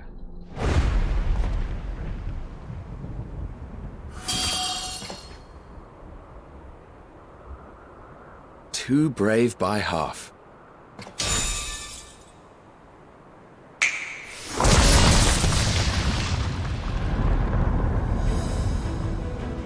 Exemplary work, as always, Emmett Selk. What? But how? I thought the confluence was... Over there? Yes. We were rather hoping you would. It was never anywhere but where it is now. The instant those two began making their way towards nothing, 'twas clear the plan was a diversion. I'm quite incapable of destroying a confluence, I must confess. A gambit brazen beyond words. Though we've grown accustomed to reckless improvision due to the antics of an incorrigible associate. Though, in the case of certain present company, incorrigible is an understatement.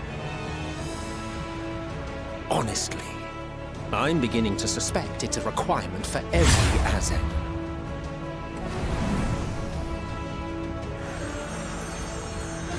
Yeah, boy. There's no time! Go on, Argos. Quickly! Even now, I do not believe your tale.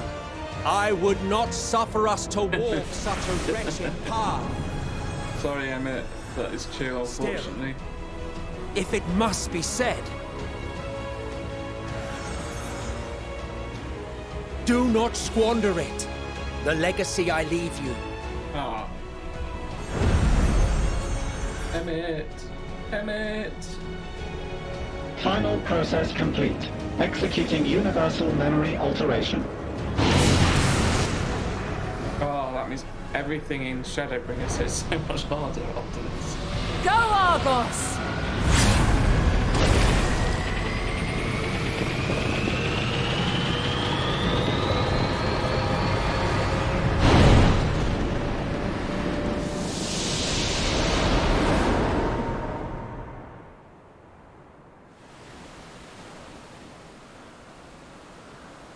like literally everything.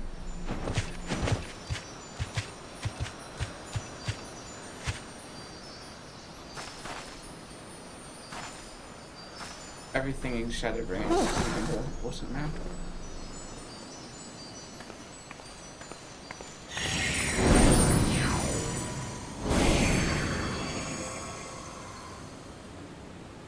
I'm fine. Just a little tired.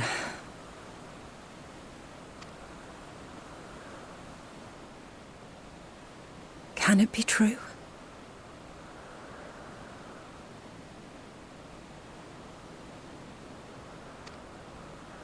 Are we the only ones left who see beauty in the world? In life? Are the stars above no more than husks of fallen civilizations?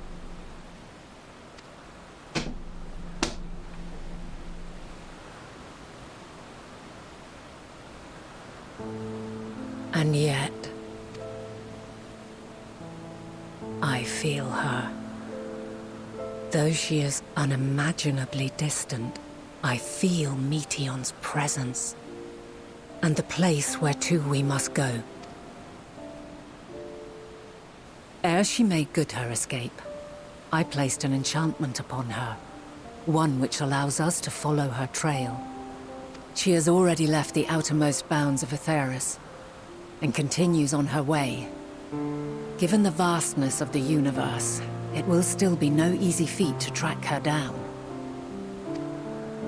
But thanks to Emet-Selch and Hythlodaeus, all is not lost. We remember. So long as we remember, our fates remain ours to shape.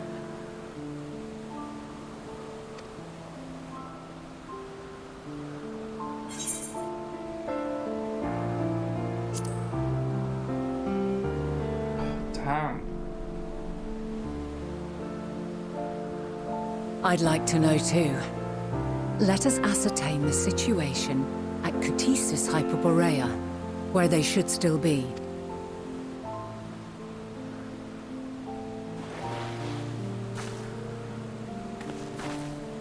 Given the likely state of their memories, however, it would be imprudent for us to approach them directly. In which case...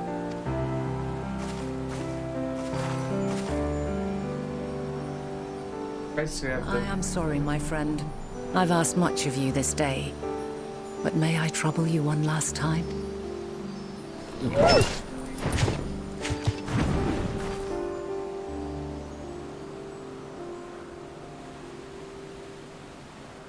Argos will investigate in our stead. We will share in his consciousness and see and hear as if we were with him. Now, close your eyes and open your mind.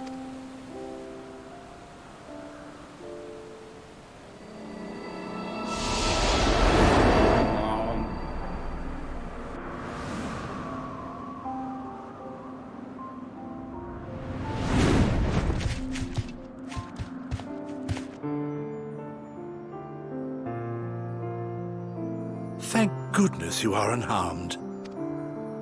Unharmed? There is a gaping hole in my memories. I can scarcely remember arriving here in Elpis. Forgive me. I was preparing to demonstrate the functionality of Kairos to our guests. But Meteion, her shared consciousness became unstable. And she... So, that's what prompted the state of alert. And when you went to investigate, you were caught in Kairos's accidental operation. So it would seem. It's all a blur to me. Such an unfortunate accident. Oh, and what of Vinar and your other companion? You went inside together, as I recall. We did? If Vinar was with us, I have no recollection of it. But that there is her familiar, is it not? The fellow seems happy enough, so I think it's safe to assume his mistress is well. I haven't the slightest notion who this other companion might be, however. Ah, well, that individual struck me as a bit different, for want of a better word. Perhaps it wasn't actually a person, but some manner of creation. Curious. I must ask Venara about it when next we meet. Yes, you do that. Now, if we may tend to Hermes, whatever this Meteion did, it seems he bore the brunt of it. Once you are fit to travel, you will return with us to Amarot. We need to make certain there are no other ill effects. Also, I am here on business of the 14. We've already had the conversation, like as not, but since your toy wiped my memory, we'll have to have it again. Yes, of course. As you see fit. This Kairos, it manipulates memories through the emission of etheric waves, correct? There is a theory which holds that memories scoured by blasts of ether are restored when the soul is cleansed in the underworld. If true, then perhaps when our time comes to return to the star, we shall remember these few days we have lost. That's why he helped us.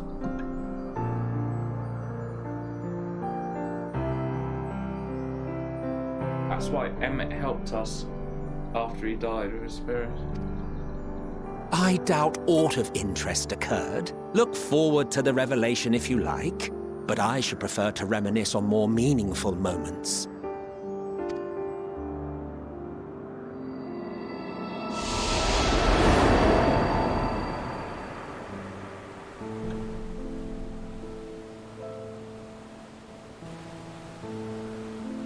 Let us rest.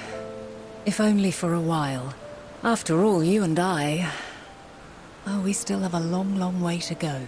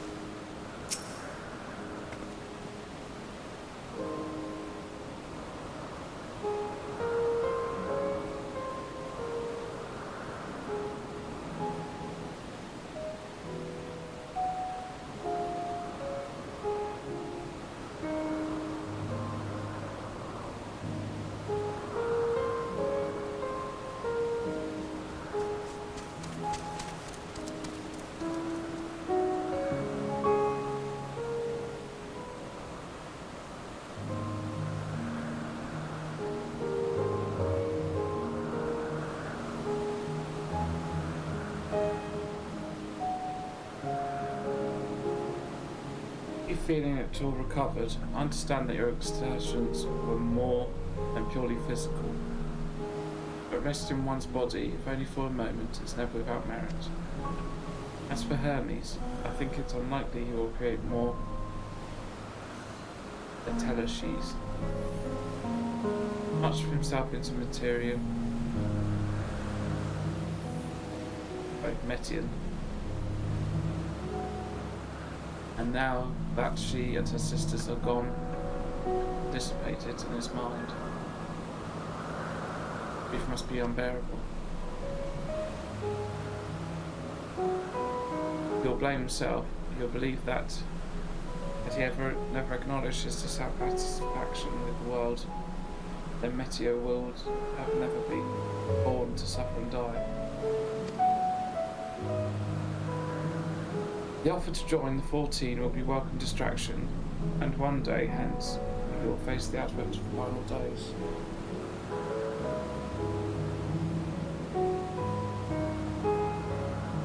The role of Fan Daniel.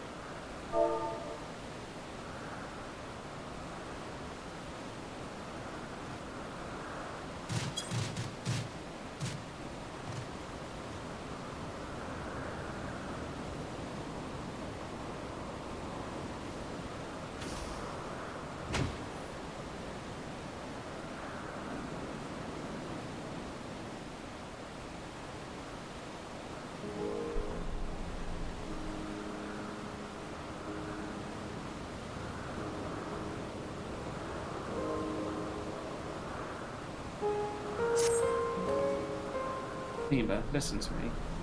Our duty now, not to denounce Hermes for his misguided determination.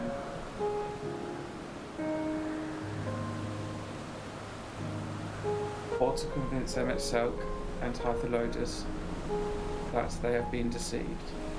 No, we must instead ensure that the experiences Hermes sought to expunge are preserved.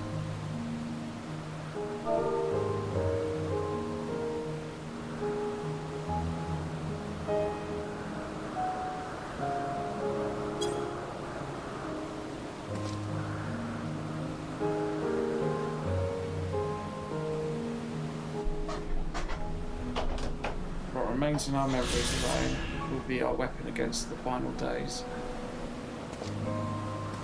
Fight this battle in your age, and I in mine. Come, let us walk together once more. I will see you to the doors of Poseidon.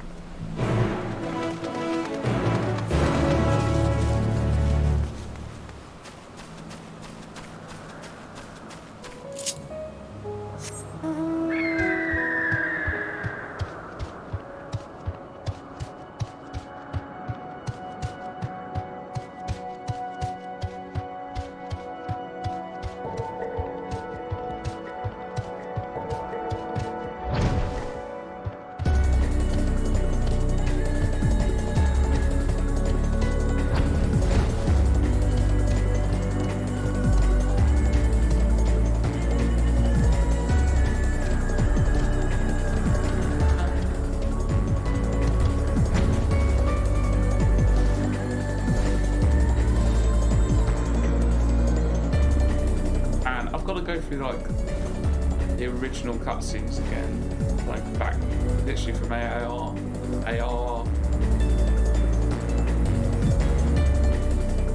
See how all that pans out. I want to see how much foreshadowing there is.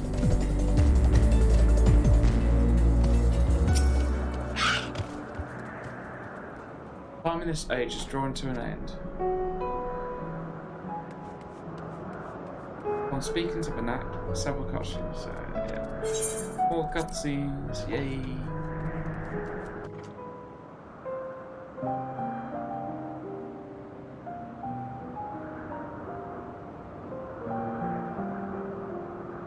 So, it is within. The portal that brought you hither, and will take you home.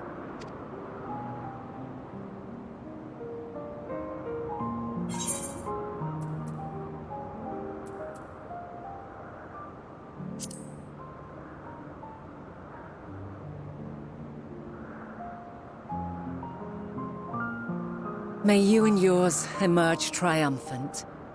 Make use of the knowledge you have gained, that your days in Elpis and our friend's sacrifice be not in vain. With Meteion free to pursue her designs, 'tis only a matter of time until the final days are upon us. We must be ready.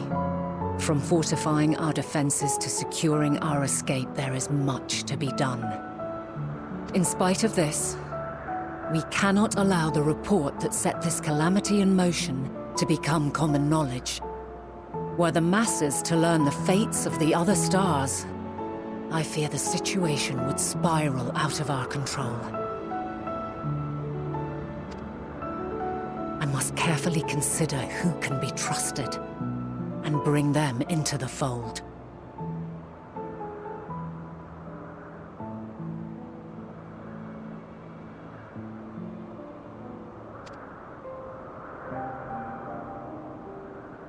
Ordinarily, I wouldn't hesitate to call upon the 14.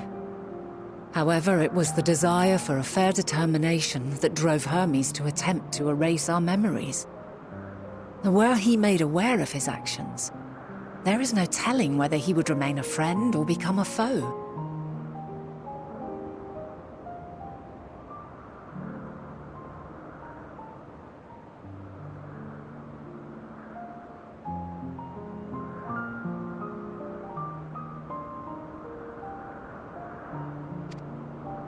Alternately, We might try to alienate him from the convocation. Yet in doing so, we would deprive ourselves of a brilliant mind who would be invaluable in the crises to come. Quite the dilemma. Which is why I must work independently of the convocation. Regardless of how we proceed, if we are to permanently avert the final days, we must be equal to Hermes' challenge. We must prove that mankind is worthy to exist. And this hinges, I think, on how we confront the all-consuming despair that accompanies a senseless and seemingly inevitable end. Bewildered and divided, we would perish like the peoples of those celestial ruins. We could not hope to survive the final days, much less take the battle to Meteion at her nest.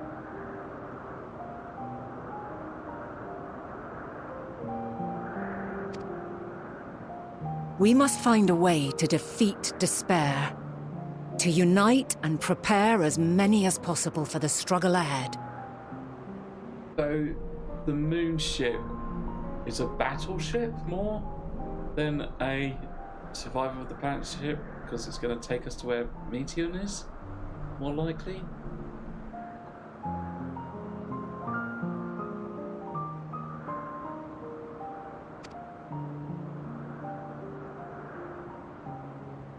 Heavy will weigh the burden of guiding this legion of souls. Yet I have faith in mankind's potential. As long as he believes in himself, there is naught he cannot achieve. So I will not give up on him. On us. You may find your world to be very different. Or perhaps the erasure of our friends' memories has sown the seeds of a conjunction between us. We cannot know until the moment is at hand. So shall I strive to do my best, taking naught for granted as I walk my path. And I pray you walk with me to the end. As you move forward, so too will I, as will all, resolved to fight for the morrow. And when mankind has found the strength to stand against despair, we shall silence the song of oblivion. She who sings it will learn our journey is far from over. This I promise. Fare you well, my light of the future. Then that till we meet again. To all the fights we've been trying to bring people together was for this moment. Oh, that's such good writing.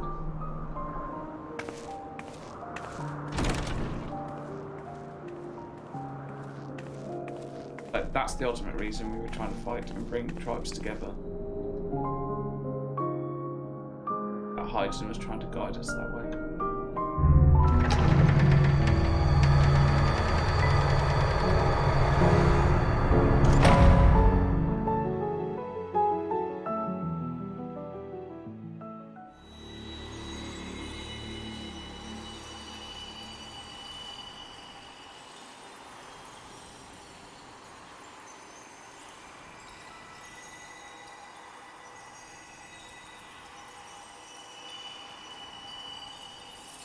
From this day forth, I shall strive to bring honor to the seat of Vandana.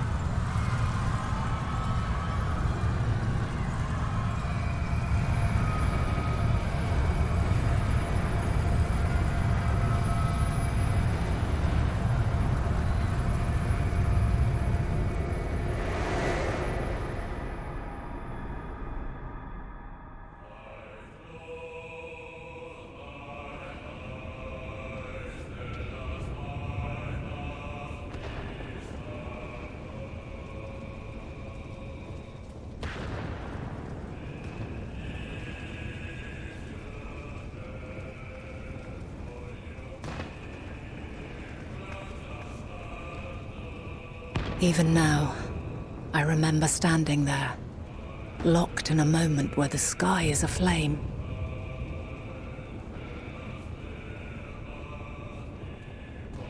Where stars fall as tears, and screams darken the seas. Where resignation rots the trees.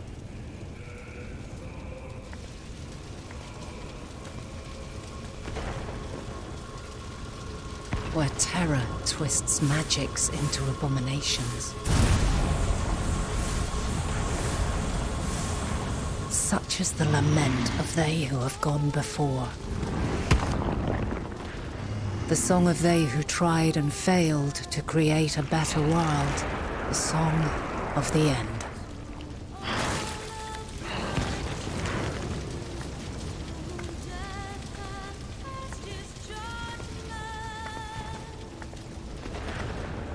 That which hides at the edge of the universe is no longer Hope's creation.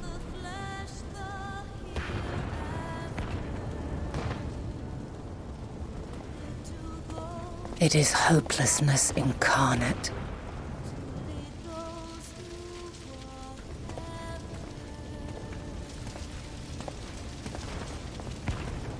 That day, mankind saw half of its number sacrificed to bring forth Zodiac.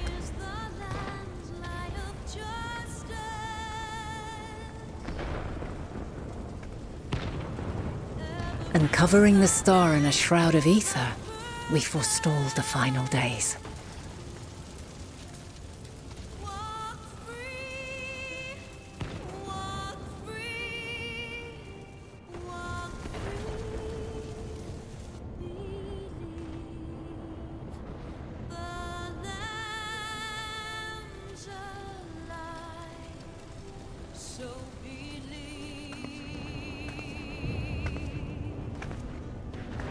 Yet the cries echoed still. We wept for innocence lost, wailed for death inevitable.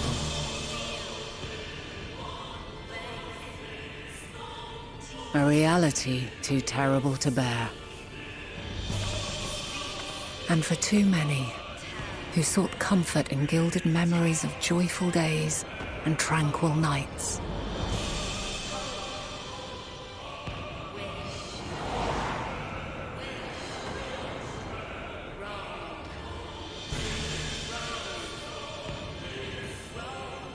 This is all wrong! Why must we suffer so? It needn't be like this. No. There must be a way to restore things to the way they were. To reclaim the perfect paradise we once had. No, my friends. Suffering exists, and we cannot pretend otherwise. No civilization, however great, could eliminate it. If we would live, we must accept it as our constant companion. Let us not seek to forget this tragedy. Let us carry it in our hearts, that we may grow stronger and know true happiness. We can't accept it! We won't accept it! It will be ours again! A world free of sorrow! No, it will not. For there has ever been sorrow. Mankind was but spared its biting sting for a time. So please, open your eyes. To try and reclaim those lives we lost by sacrificing yet more isn't wisdom. It is weakness. No paradise is without its shadows. If we cannot accept this truth and learn from our pain, then our plight shall be repeated.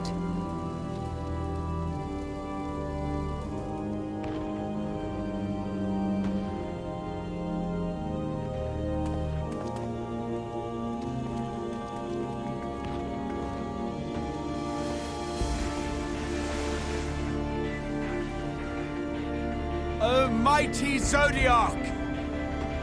God, born of our boundless faith, we bid you, hear our prayer. Accept this offering of lives, and deliver unto us the lives we once had.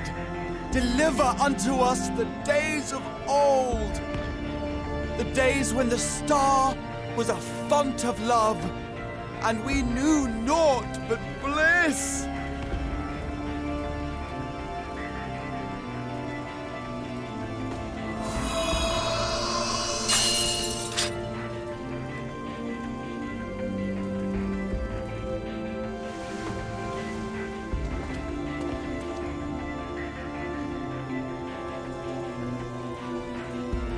You would destroy it? Our beautiful world?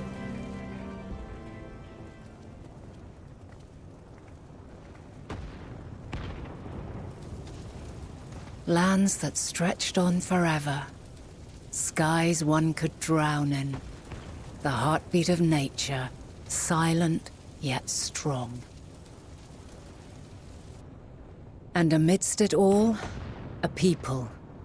Beacons of light and life. Laughter that warmed my heart like naught else before.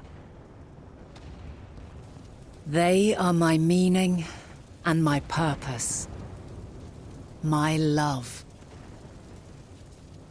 In spite of, or perhaps because of this, I choose to believe in mankind's potential. In his ability to find a way forward. So let there be no way back. From that temptation, I sunder us. No more shall man have wings to bear him to paradise. Henceforth, he shall walk.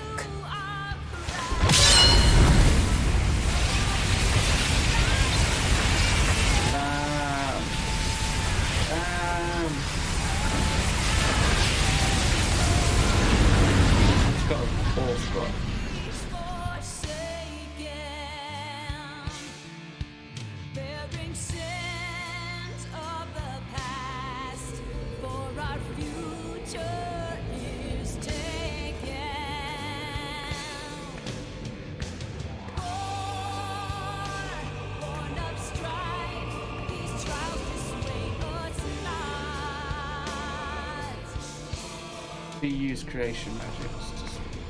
All is excruciating pain. I breathe fire and torment.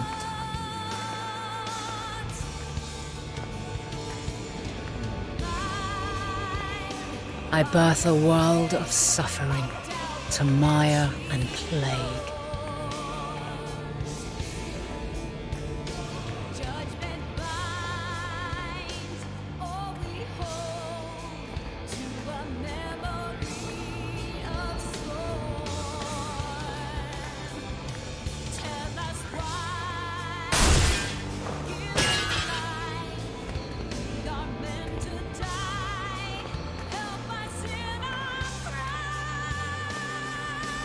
In one fleeting moment, lives come and go, ever moving towards the unknown.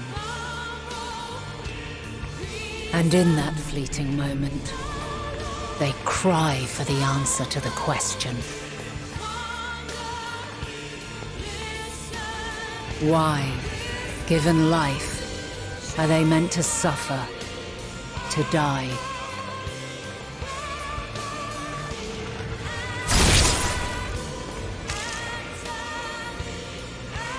As fragmented, imperfect beings, yours is a never-ending quest.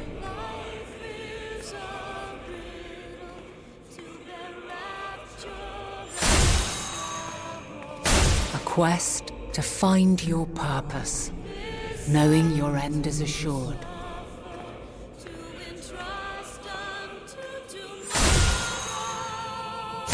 To find the strength to continue when all strength has left you.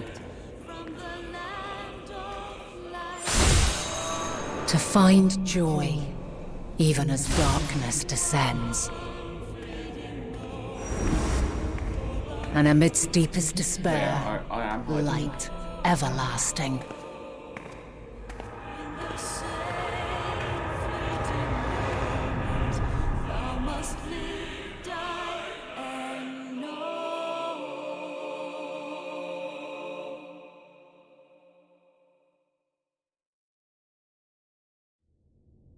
Confirmation, we are hiding. A conjunction has begun to form, an intertwining of your time and mine.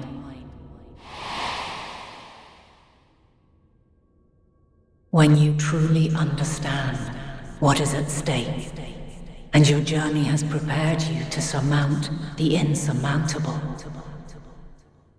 then shall I honor the promise made in another time, another age.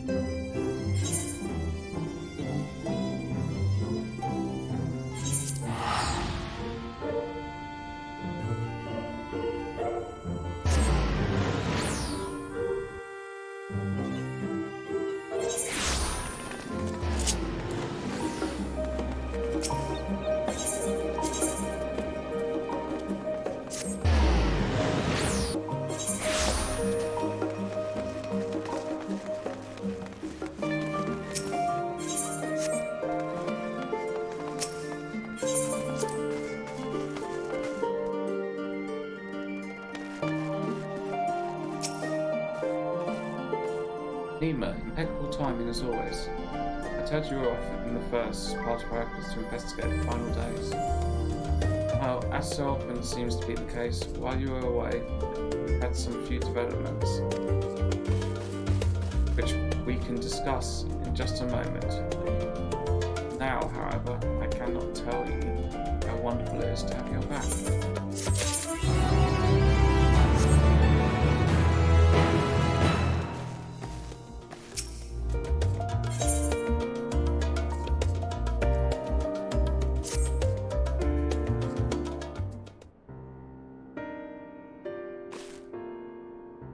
So, have you learnt aught more of the final days? And the journey was well worth the risk. No doubt your newfound knowledge will be a great boon to us all. Fortunately, during your time in the first, events here have taken a turn for all worse. Times are running themselves ragged trying to contain the spread of Booze and Basil. To try and ascertain the where and why of it, Alice and Alfred have been travelling around. All the regions they've listed, Locus and Manius is one of the worst. Tancred, Estinian and Grahard took a detachment of allied soldiers there to offer aid and succour to those in need. The province is vast, they only managed to visit a handful of coastal villages, which an accomplishment worth celebrating still, but a drop in the bucket at best.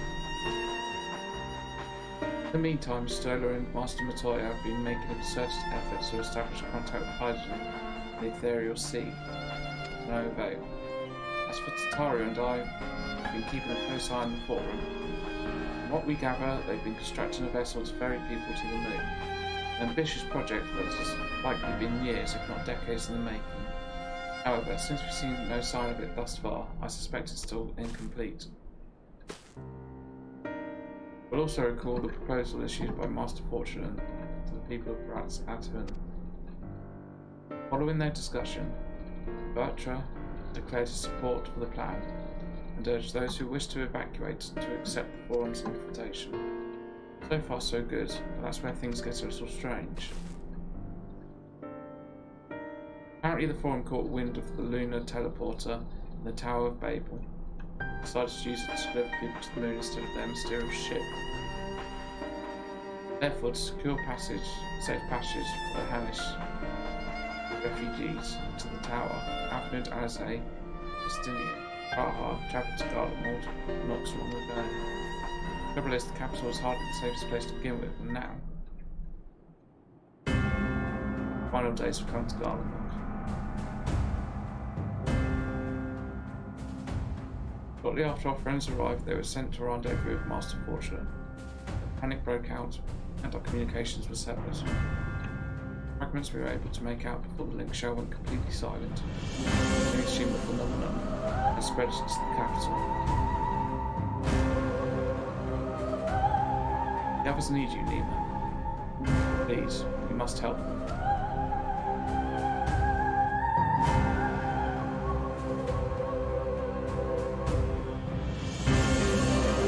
Having you there will make all the difference, I'm sure of it. Camp Broken Glass was their first port of call, so you'd best start there.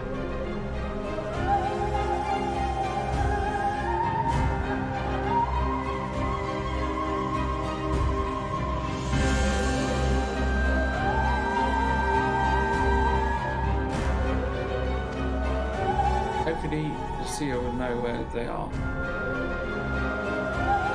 There's no telling what you'll be walking into, so you best take every possible precaution.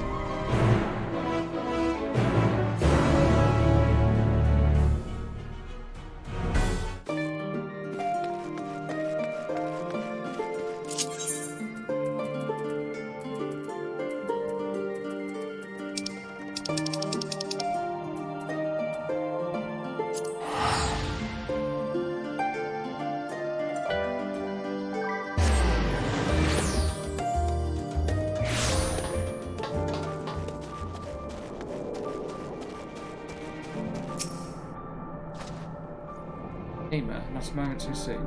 The skies over Garlemald are ablaze. There's events on the ground that concern me.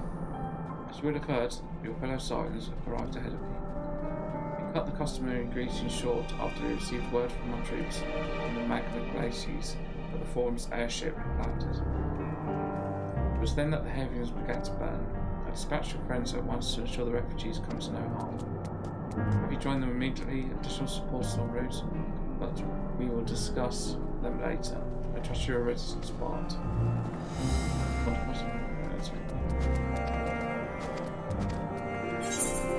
Let's go.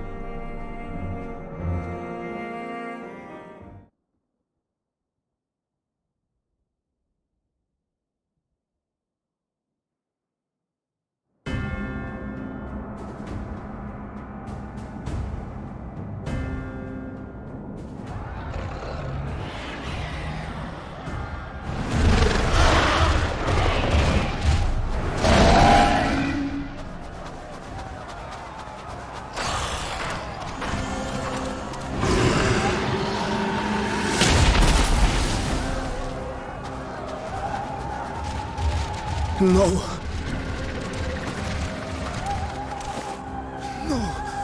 No.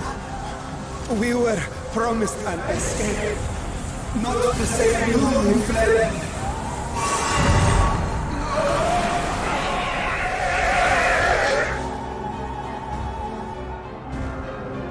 I shall not meet my final days here in this blasted waste. Calm yourselves. Your panic is our greatest enemy. Come, we must build a line of defense.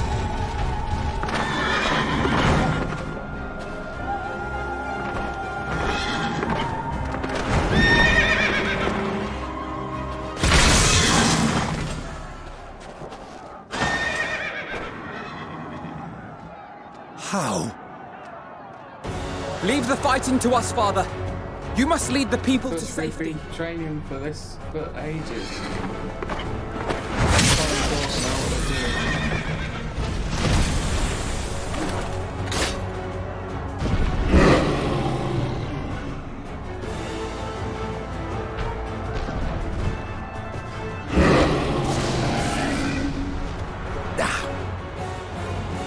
I can handle this pair. You shall tend to the refugees. Let us be about it.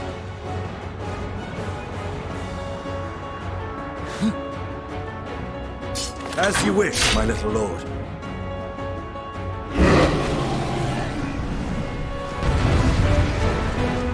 Let's go.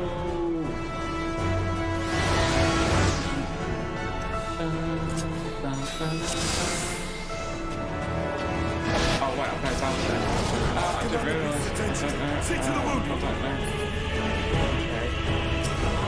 Help is at hand.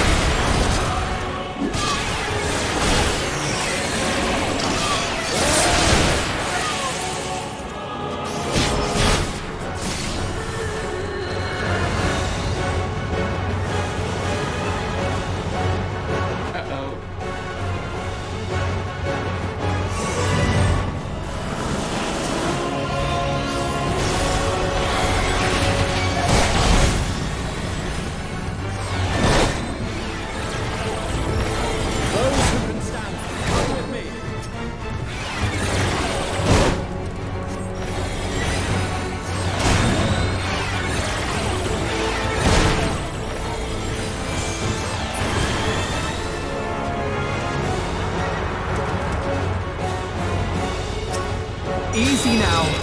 Deep breaths.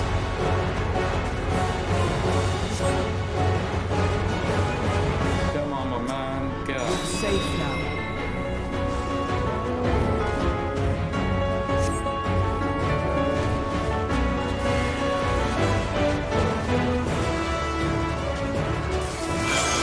Worry not for the refugees, but for yourself.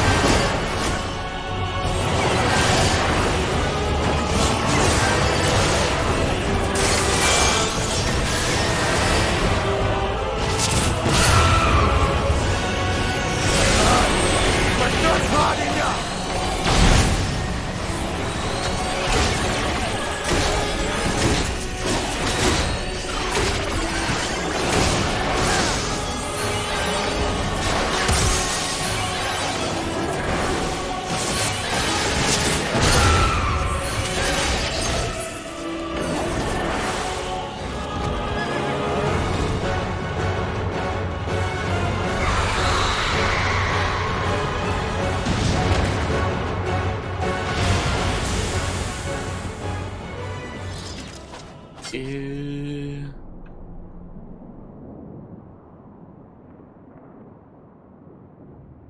Help! Dragon Bros moving. What?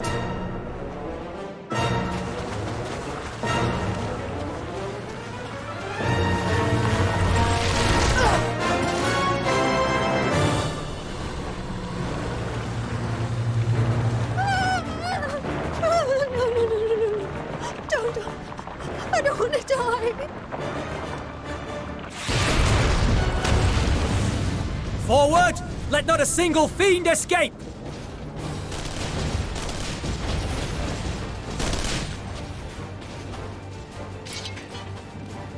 Wait, that's... Euless and the army. So, you've recovered then? In time enough to be of aid, for once.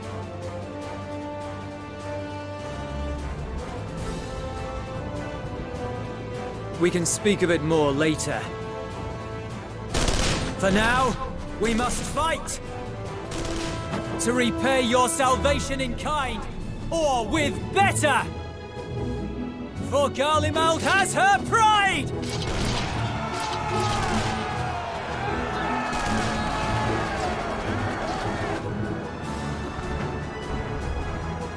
Of that I've no doubt.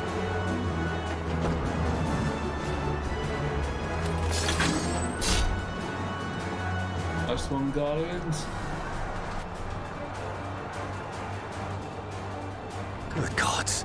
Of all possible saviors, the Imperial Army. Yeah. They're just manipulated by Xenos, man.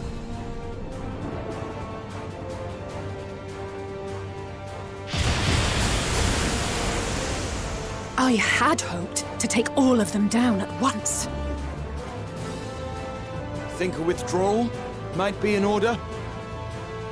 Oh, sod that! You know who would never abandon these people to their fate. To be devoured by their former friends. That'd be beyond cruel. These beasts must fall here and now. Well then, I'd say it's high time we threw caution to the winds. So long as you spare me the heroic sacrifices. Now, let's go!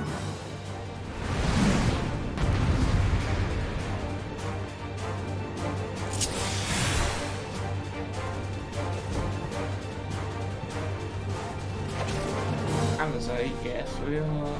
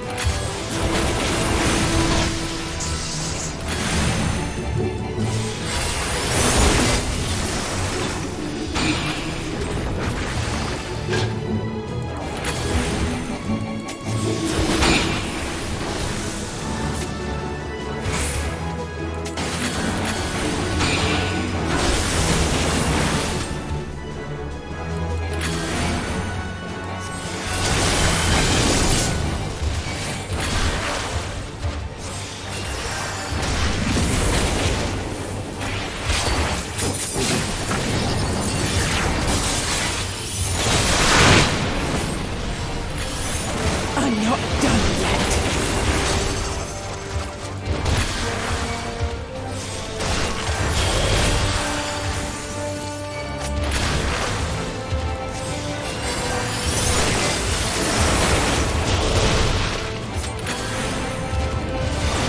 Nothing to worry about.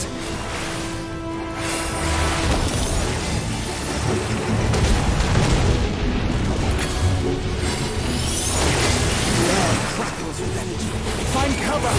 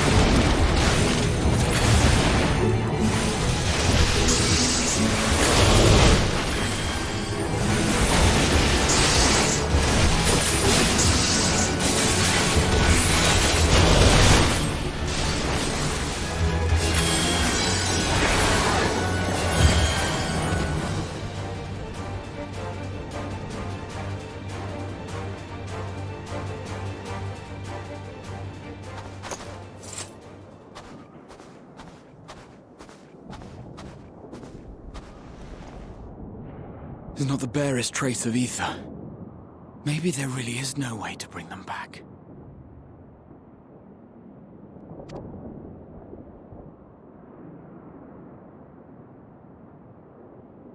Thank you for saving our lives once again.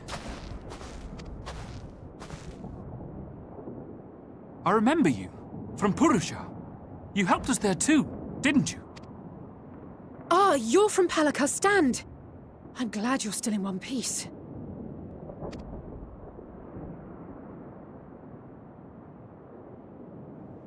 Or you will be, once I see to that injury of yours.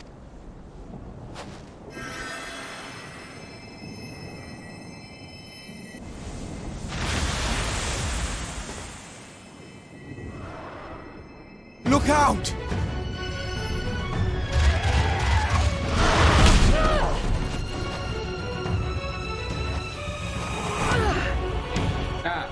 Did the thing.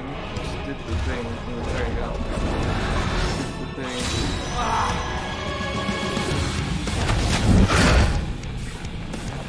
Get out of here! Quickly! Raha is us. I won't lose them!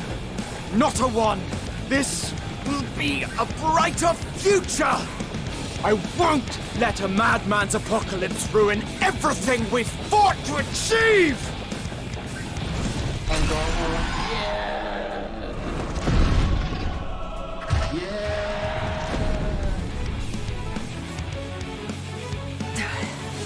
Get it together, Alizé. You're embarrassing yourself. And in front of Father, no less. You might never measure up to our champion.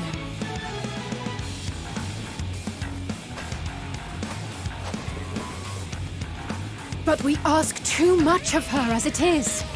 You mustn't let our sword in the darkness fight alone.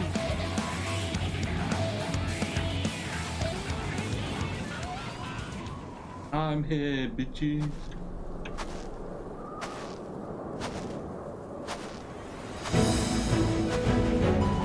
Come on. Let's fight together.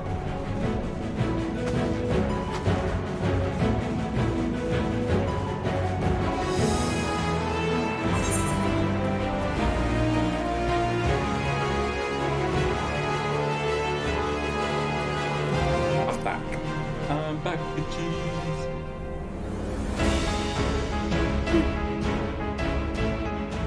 I can look after myself, you know. Yeah.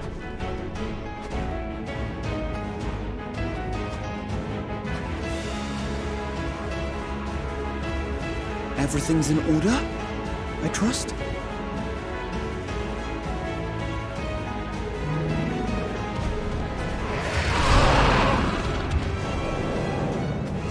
I've had enough of this rabble! Come on!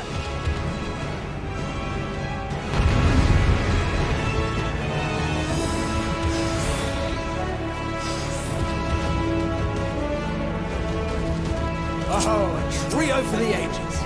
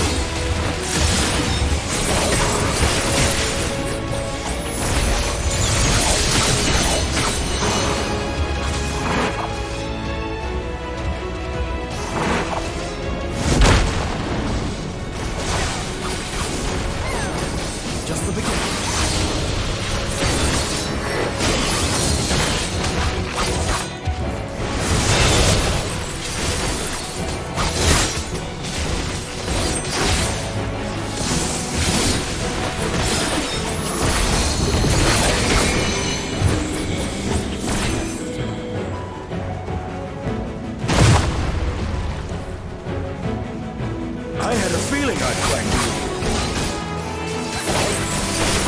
This should be the last of the worst trouble. With me!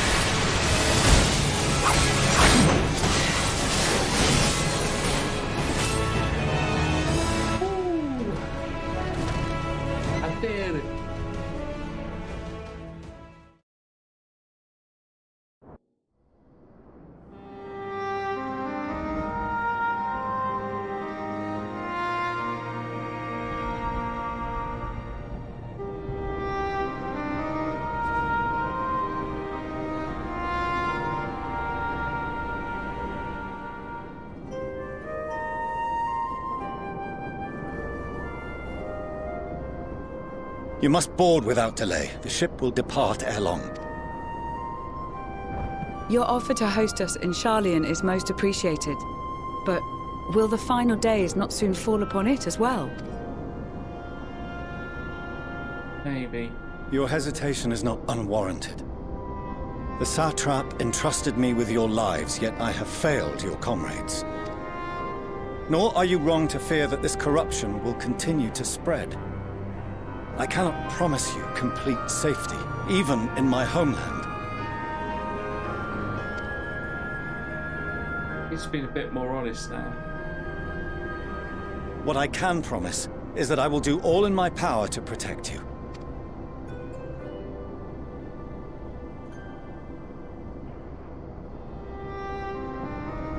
That power is not inconsiderable. Even now, my countrymen are preparing the vessel that will deliver us to a sanctuary on the moon. Join us on our journey there, and beyond, to new horizons.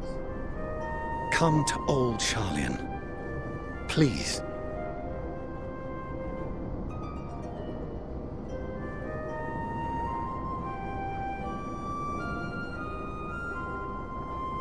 We would be fools to refuse such a generous offer made in earnest.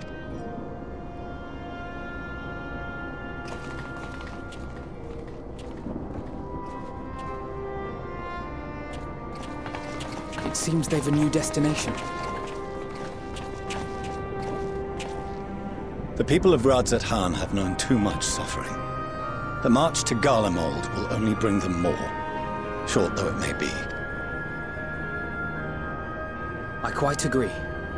Fortunately, they have you to look after them. Yes. Well.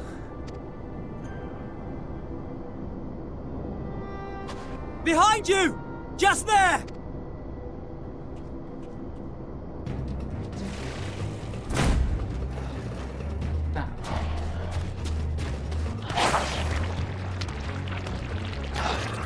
More of them.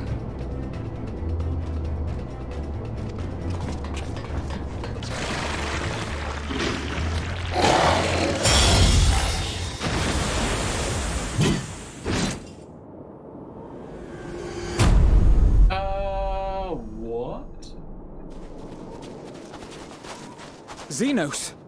Here! Yeah.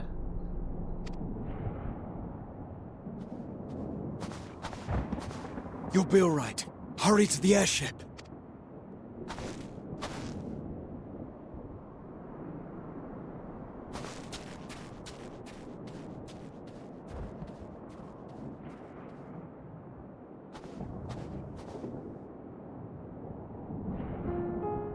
Why have you come? A heretofore unseen beast. 'Twas ripe for the slaying. Poor sport, alas. Unfit to temper my blade. Oh, for the love of... You cannot still be on about a rematch. That is, and has ever been, my sole concern.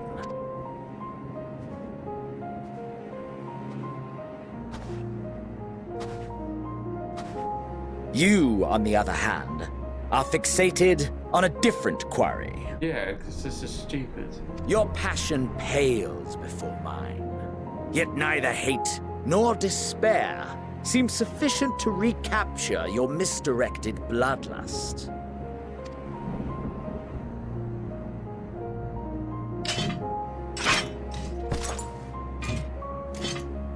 So, I hone my blade, and I wait.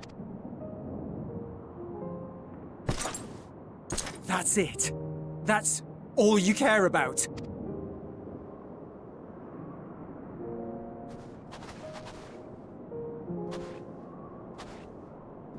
Garlemald is in ruins. Our homeland, the nation you rule, is as good as gone. Along with so many of its people. Not just soldiers like us. Not only those who fought and killed for power and duty. Innocent civilians.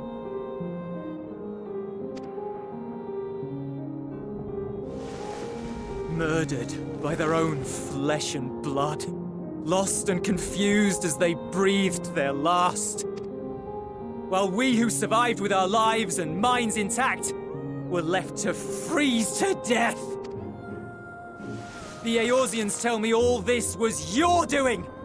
You slaughtered your countrymen! You did! For what? For nothing, in the end.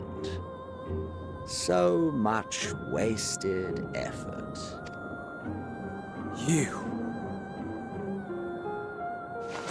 You bastard! For your own sake, Eulus, you must control your anger. It will serve no one should it consume you and see you transformed.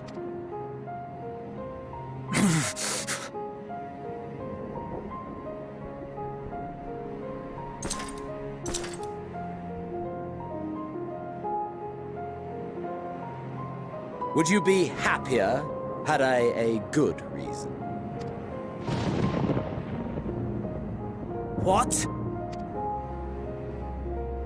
If my motives met with your approval, would you no longer resent the outcome? If so, then perhaps a beast's skin would suit you better. Duty, honor, morality. All constructs of convenience when put to proof. Surely the war taught you how easily power becomes the tool of the self-righteous. How the people's justice was merely a means to their ends? Yet you would ask me why. Ask any creature of this star and those above for answers, and they will tell you what suits their fancy. And they would be right to do so. What meaning there is to be found in the petty vicissitudes of your existence must be gleaned by you, and you alone.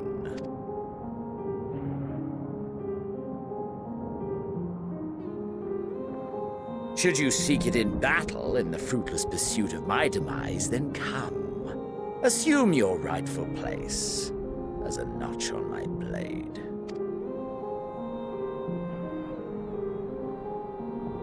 Don't do it. Don't do it.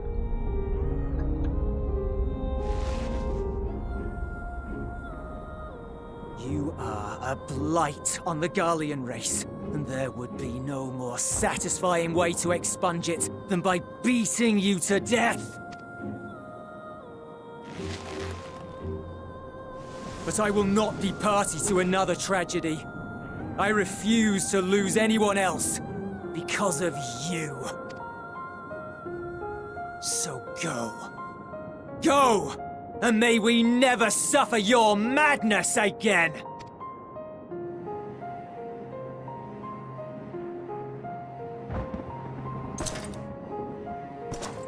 Xenos!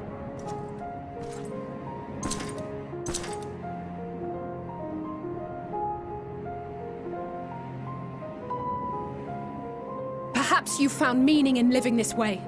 I cannot deny you found strength. Yet if you only pursue your hedonistic pleasures and pay no heed to the plight of others, then no one will give you the time of day.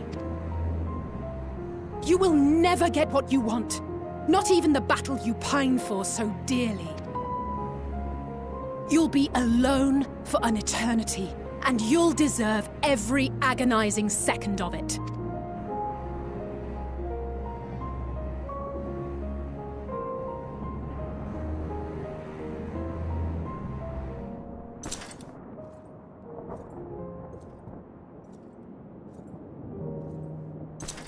I've seen wasted words on him, Alexei. I wouldn't even give him the time of day.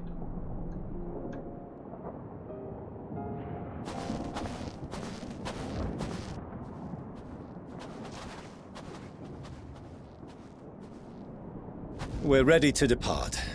The refugee ships will be leaving shortly, but I've asked mine to remain for the time being. There's room enough for you to join me on it, if you wish.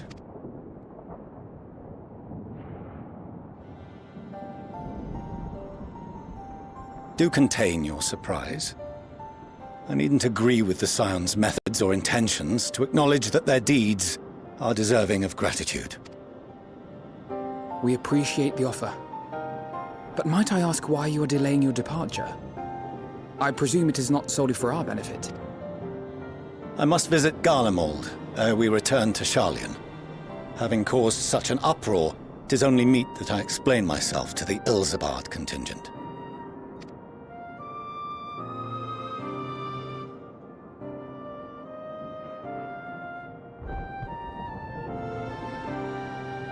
Allow us to accompany you then. We should be glad to facilitate, given our familiarity with all concerned. If you would like to join as well, Eulus, we can speak of recent events on the way.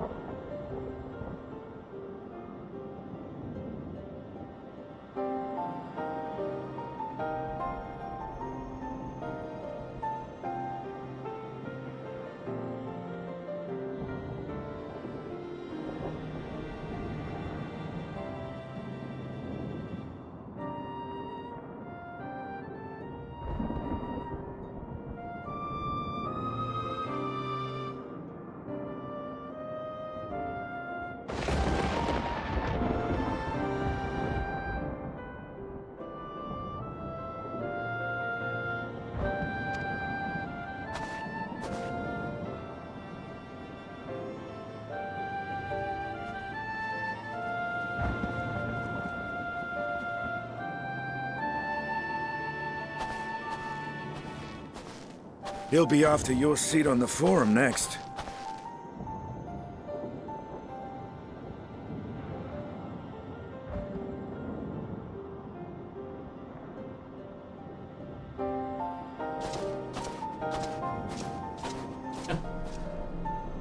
Stab that in there, didn't you?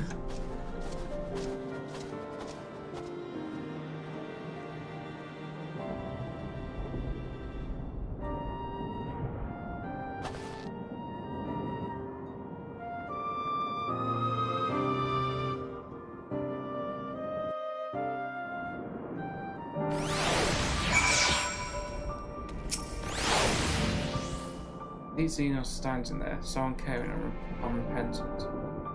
Gods, I don't know what came over me. Just blurting out the first thing that came to my mind. Looking back on it, I stand by those words. If I say I hope they won't decide to flirt brilliantly, to be honest, I doubt he remembers what I said. Anyway, enough about all that. It's good to see you again.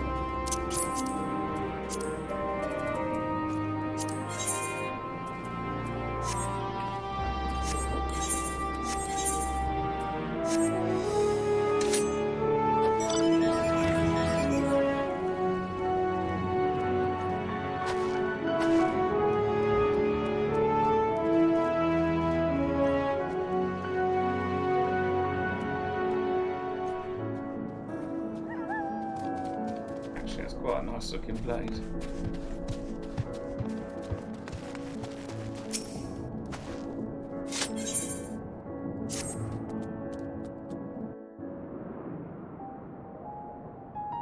No major injuries then. Good. I briefed the recovered soldiers and sent them on their way as quickly as I could, but nevertheless feared they would not make it in time.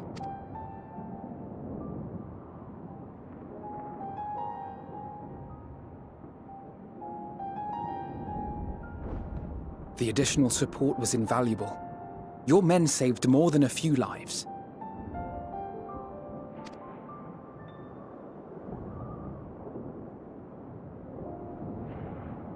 though not all, I regret to say.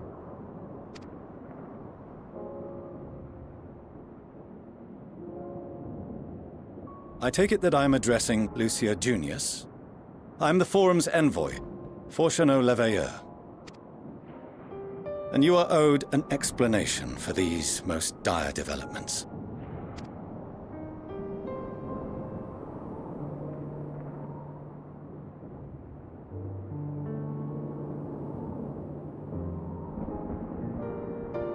Another trial wrought by the final days. I was beginning to suspect as much. You doubtless feel some consternation having been forced to abandon your original plan. But trust me when I say you were right to send the refugees elsewhere. Beasts have been sighted within the capital. Perhaps it was a stroke of grim fortune that the population was decimated beforehand, as they've yet to appear in any great number, but in time. In any case, Maxima leads the remainder of the contingent in an effort to cull the creatures and evacuate the populace as we speak. Once the airships have taken to the skies, I pray your men can be persuaded to join him. You'll permit us to retain our weapons? I wouldn't have sent you after the Scions were I expecting you to stab them in the back. And I, for one, would not consider past transgressions more relevant than future contributions. Regardless of the circumstances that saw us at odds before, we need men of courage now, more than ever.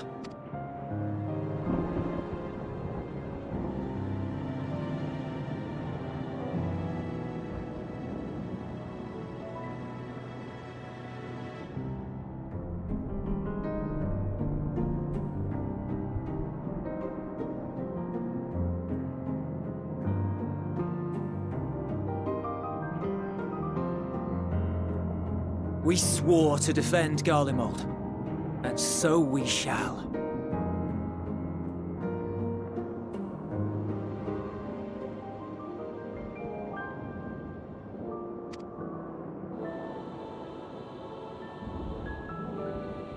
It seems you have everything under control.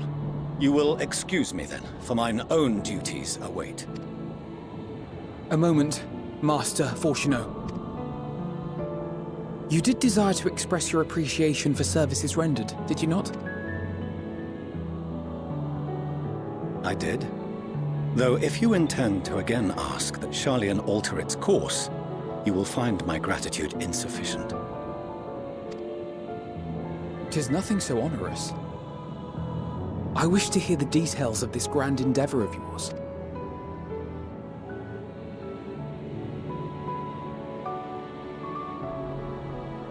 Do you swear to listen and to learn, and not to embark upon some scheme to impede us? I swear.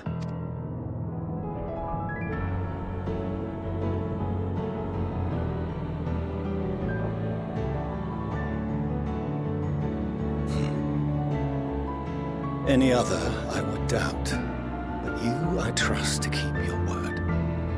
For not once have you broken it. Very well. I will request that the Forum make you privy to our plans. You may await our summons at the Baldessian Annex, assuming the decision is in your favor. Does that suffice?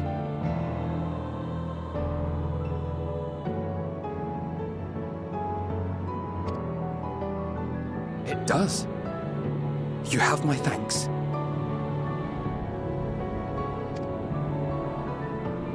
Excellent. You can regale us with tales of your most recent sojourn to the First while we wait.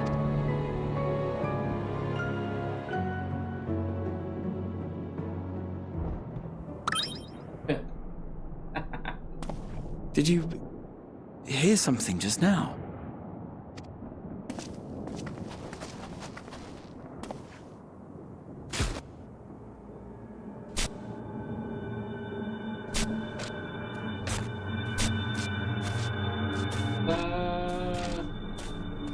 That's a bit weird. Yeah, that can't be serious. Oh.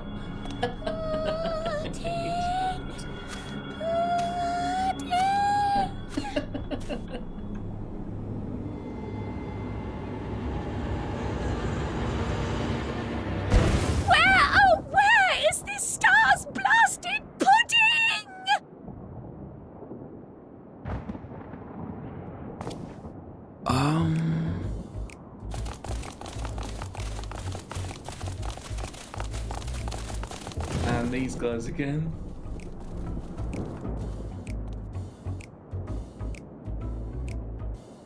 Dawn may banish even the darkest night, and to this bitter clime bring warmth and comfort.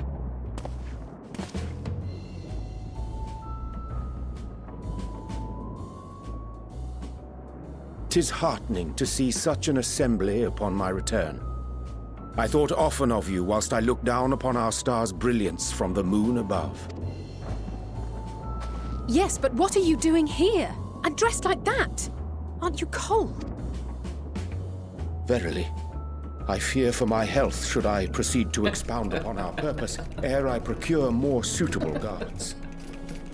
Oriange. Then allow me to summarize. We're here because none of you lot are up there. Nor has anyone deigned to send word about any changes in the plans. It's rude, is what it is.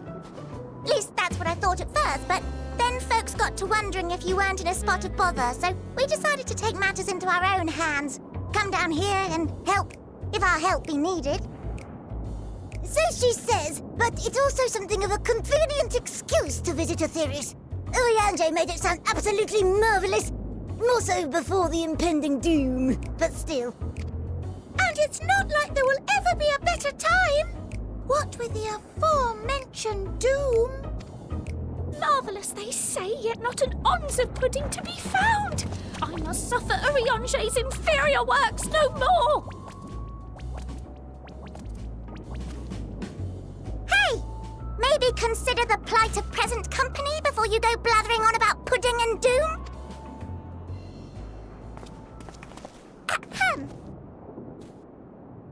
As I was saying, should you require any assistance with whatever, we are at your disposal.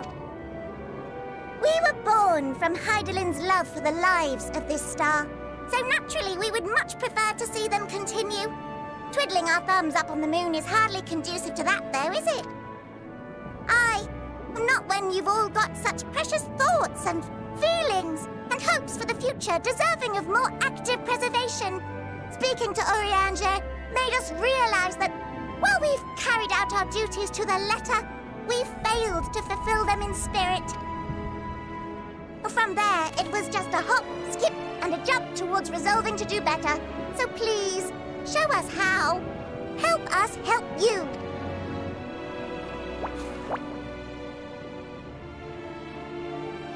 Forgive me, but are they...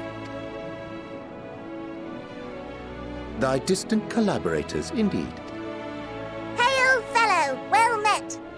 You'd be a member of the Forum, would you? It's an honor and a pleasure to meet you at last. I'm Livingway, Hydaelyn's right paw. That last bit is very important. As am I, if I may humbly say so myself. I, bid you welcome to our star, Livingway. On behalf of the Forum, I thank you for traveling such a distance to meet us. As you have surmised, preparations for the Exodus have not proceeded as smoothly as we had hoped. I should be happy to personally escort you to our headquarters in Sharlayan, where you may advise us as you deem fit. 'Twas with reluctance that I set aside the great work of readying the moon for habitation.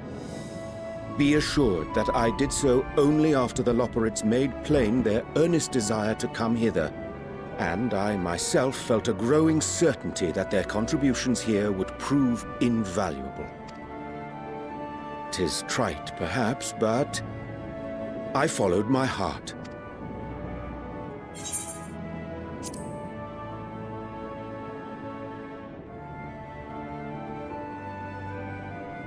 For a time, at least.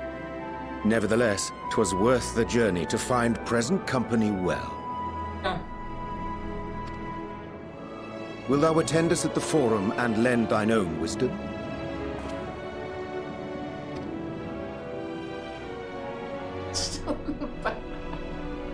If that's all quite settled, can we start moving before Oriange catches his death? Even I'm freezing out here. Oh, I dare say you'll warm up quickly once you're aboard the airship. Sat shoulder to shoulder with our fur-covered friends.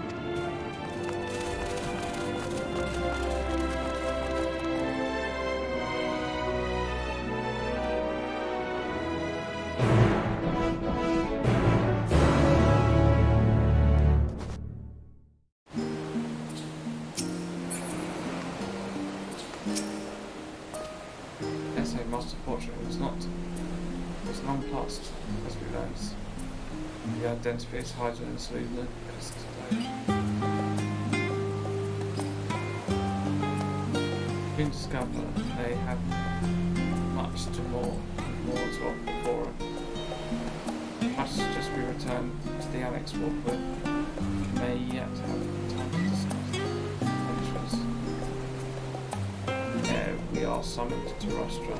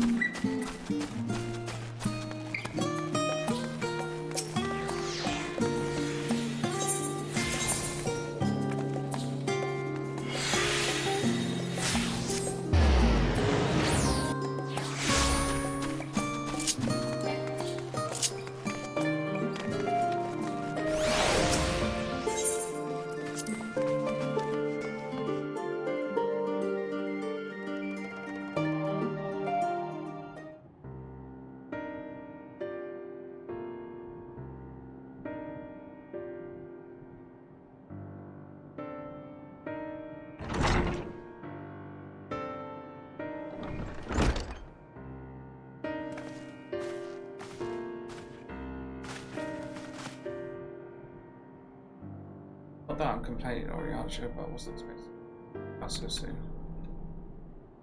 Try the stolen virtues. Certainly awaken in the operates. The desire to avert our beloved stars to commanders. God tells us you have obtained new knowledge.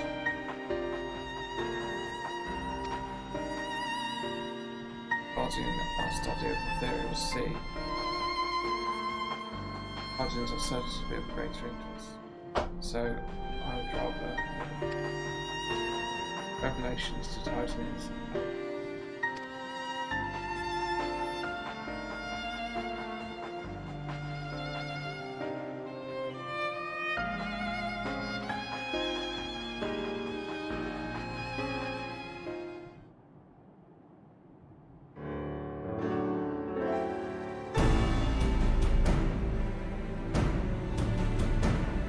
Blindness is what drives the final days.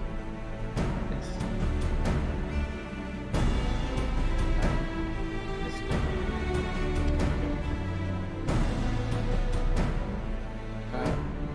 Eternity. It's childish.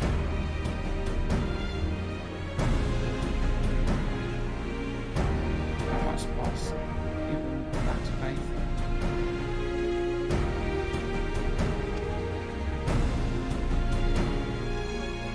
Side so replete with vapor, its intensity would be outside its effectively manipulates the darkness.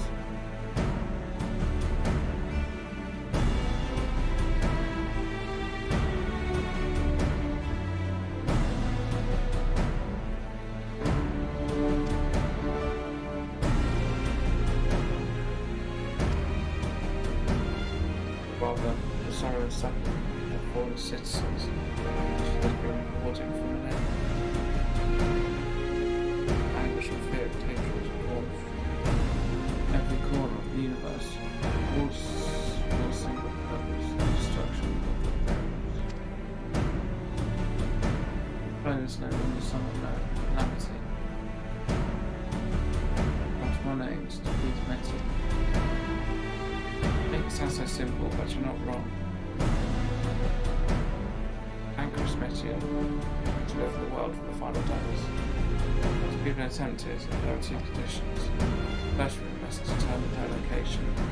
Before Metian escapes, after enchantment.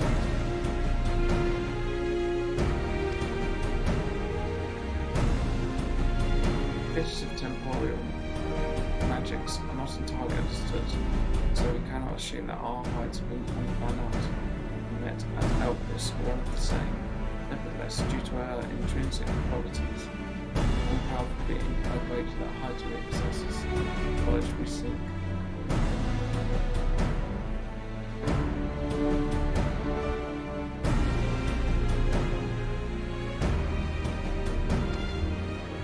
But she would share that knowledge with us. It's for us to bleed if there is not stuff. She has granted her visit to Meti.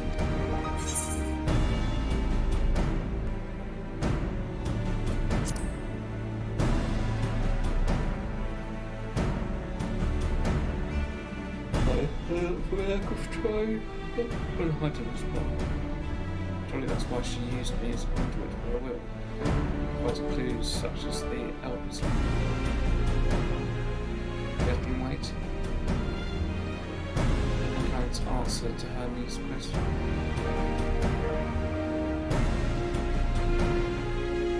So, the second condition. Hunter means to reach Meti. Naturally, our chosen method will depend entirely on whether she has made her best.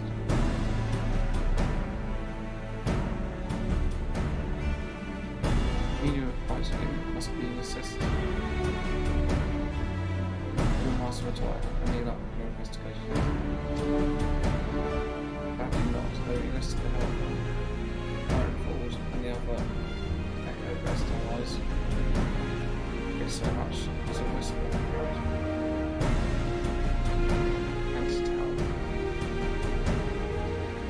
toys of the opinion that in the use of advantage the forum has found some other method of receiving instructions from the item. It would most likely be from some form of nuclearity.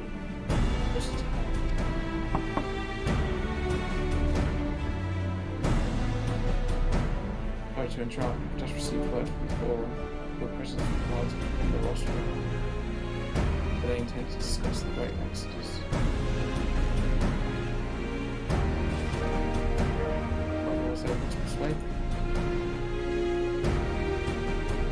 I'm taking it seriously, that's all.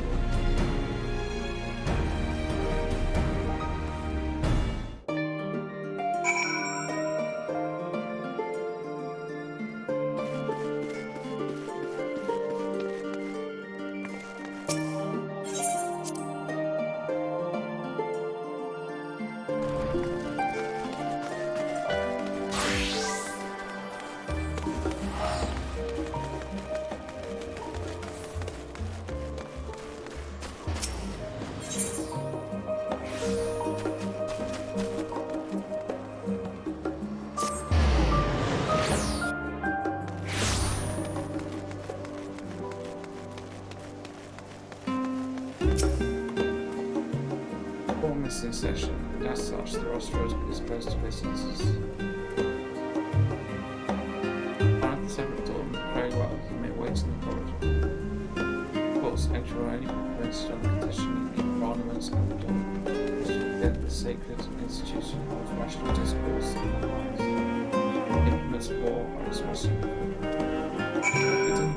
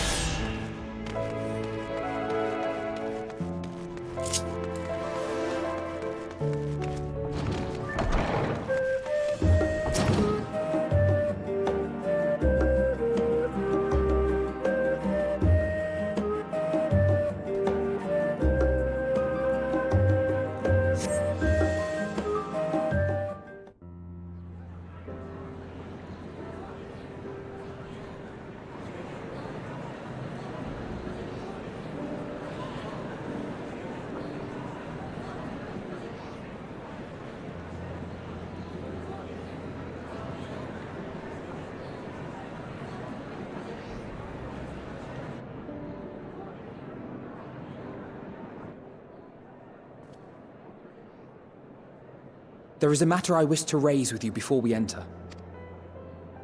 We are here to listen and to learn.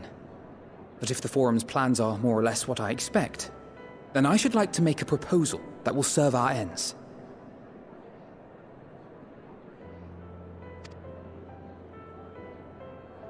By your leave, of course.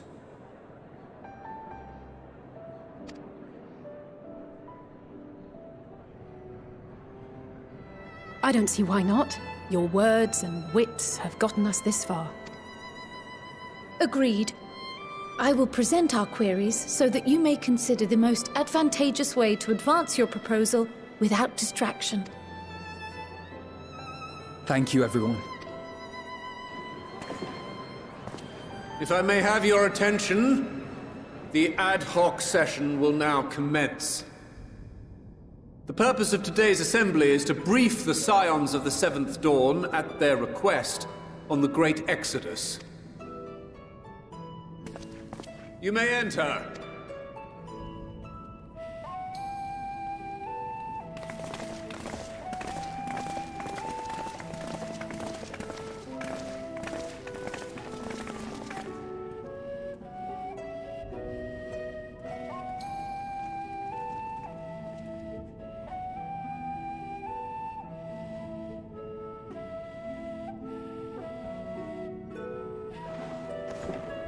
On behalf of the Forum, I commend your heroic actions on the Magna Glacies. we shall not soon forget your service to us and the people of Radzat-Han. The Satrap, whom we have informed of the refugees' new arrangements, sings your praises as well.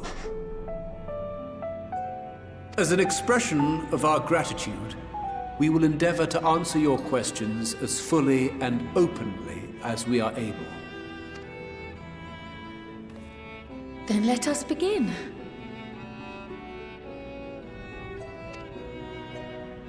First, it is the Forum's objective to ferry the life and knowledge of this star to the moon. Am I correct? You are. It is for this purpose that Sharlayan has labored these many long years.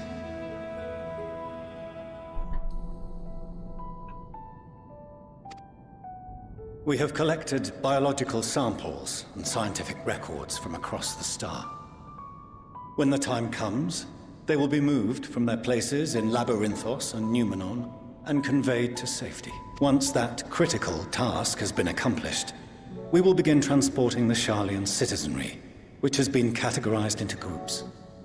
The earliest arrivals are to ensure hospitable environs for those who come after. Following our people, we will send those of other nations in turn, beginning with our allies. Radzat-Han was foremost among these. But since the final days have already come to Thavnair, we saw fit to include the refugees with earlier groupings. An ambitious plan.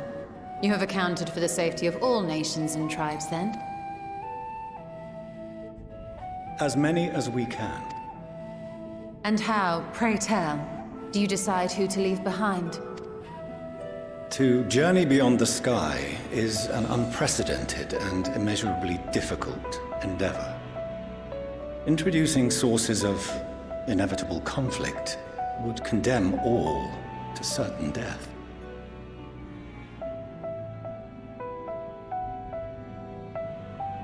Questions as to the validity of that approach aside, are your plans proceeding apace? We're under the impression that your primary means of celestial transportation is incomplete.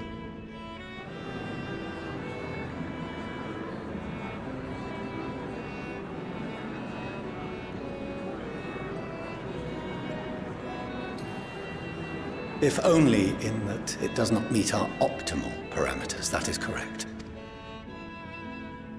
This Ark, as some have taken to calling it, is fully operational and could be launched even today. However, the final days have progressed more quickly than we anticipated.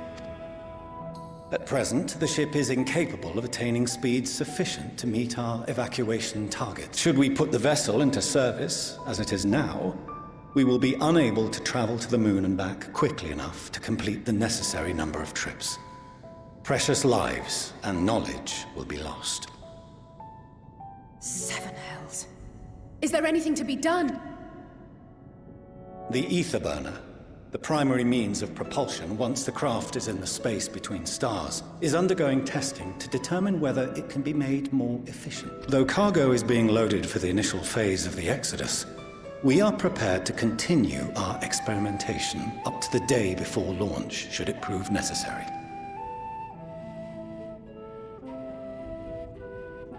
What if the Scions were to solve your problem?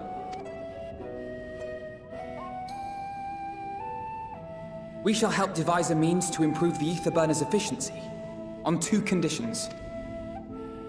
If we succeed, you must allow us to meet with Hydaelyn.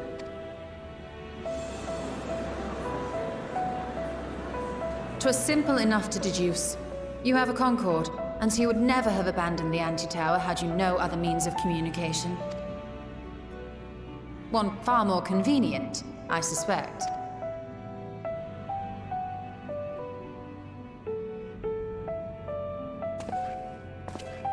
The second condition, also to be met upon our success, is that we be permitted to propose another use for your Ark.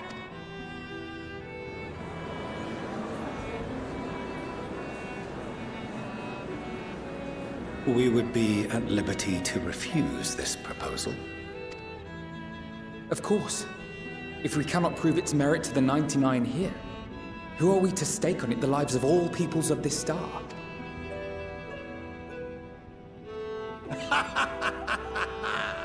Delightful as always, Master Alfino.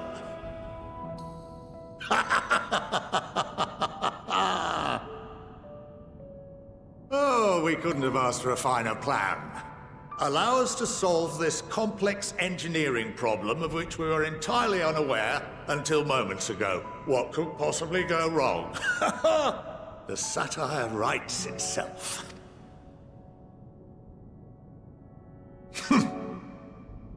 Yet, what field has not benefited from a change in perspective? When we are at wit's end, what we need is not the same dry theories recited ad nauseam, but fresh inspiration.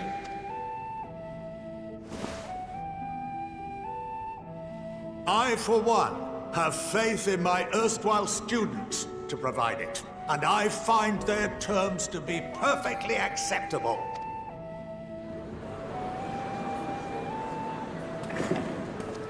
Order! Order! We have no time to waste on debate. I call a vote. All in favor of agreeing to the Scion's terms? Come on.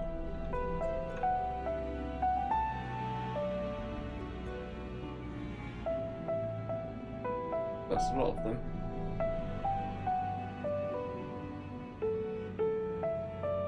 That's most of them, actually.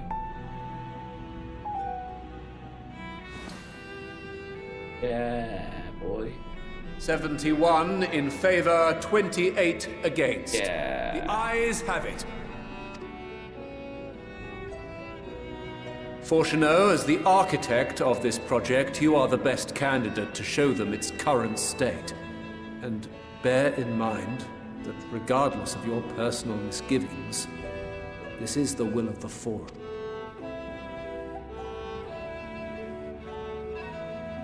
Very well. I call this session to a close. Return to your tasks with urgency. The final days wait for none.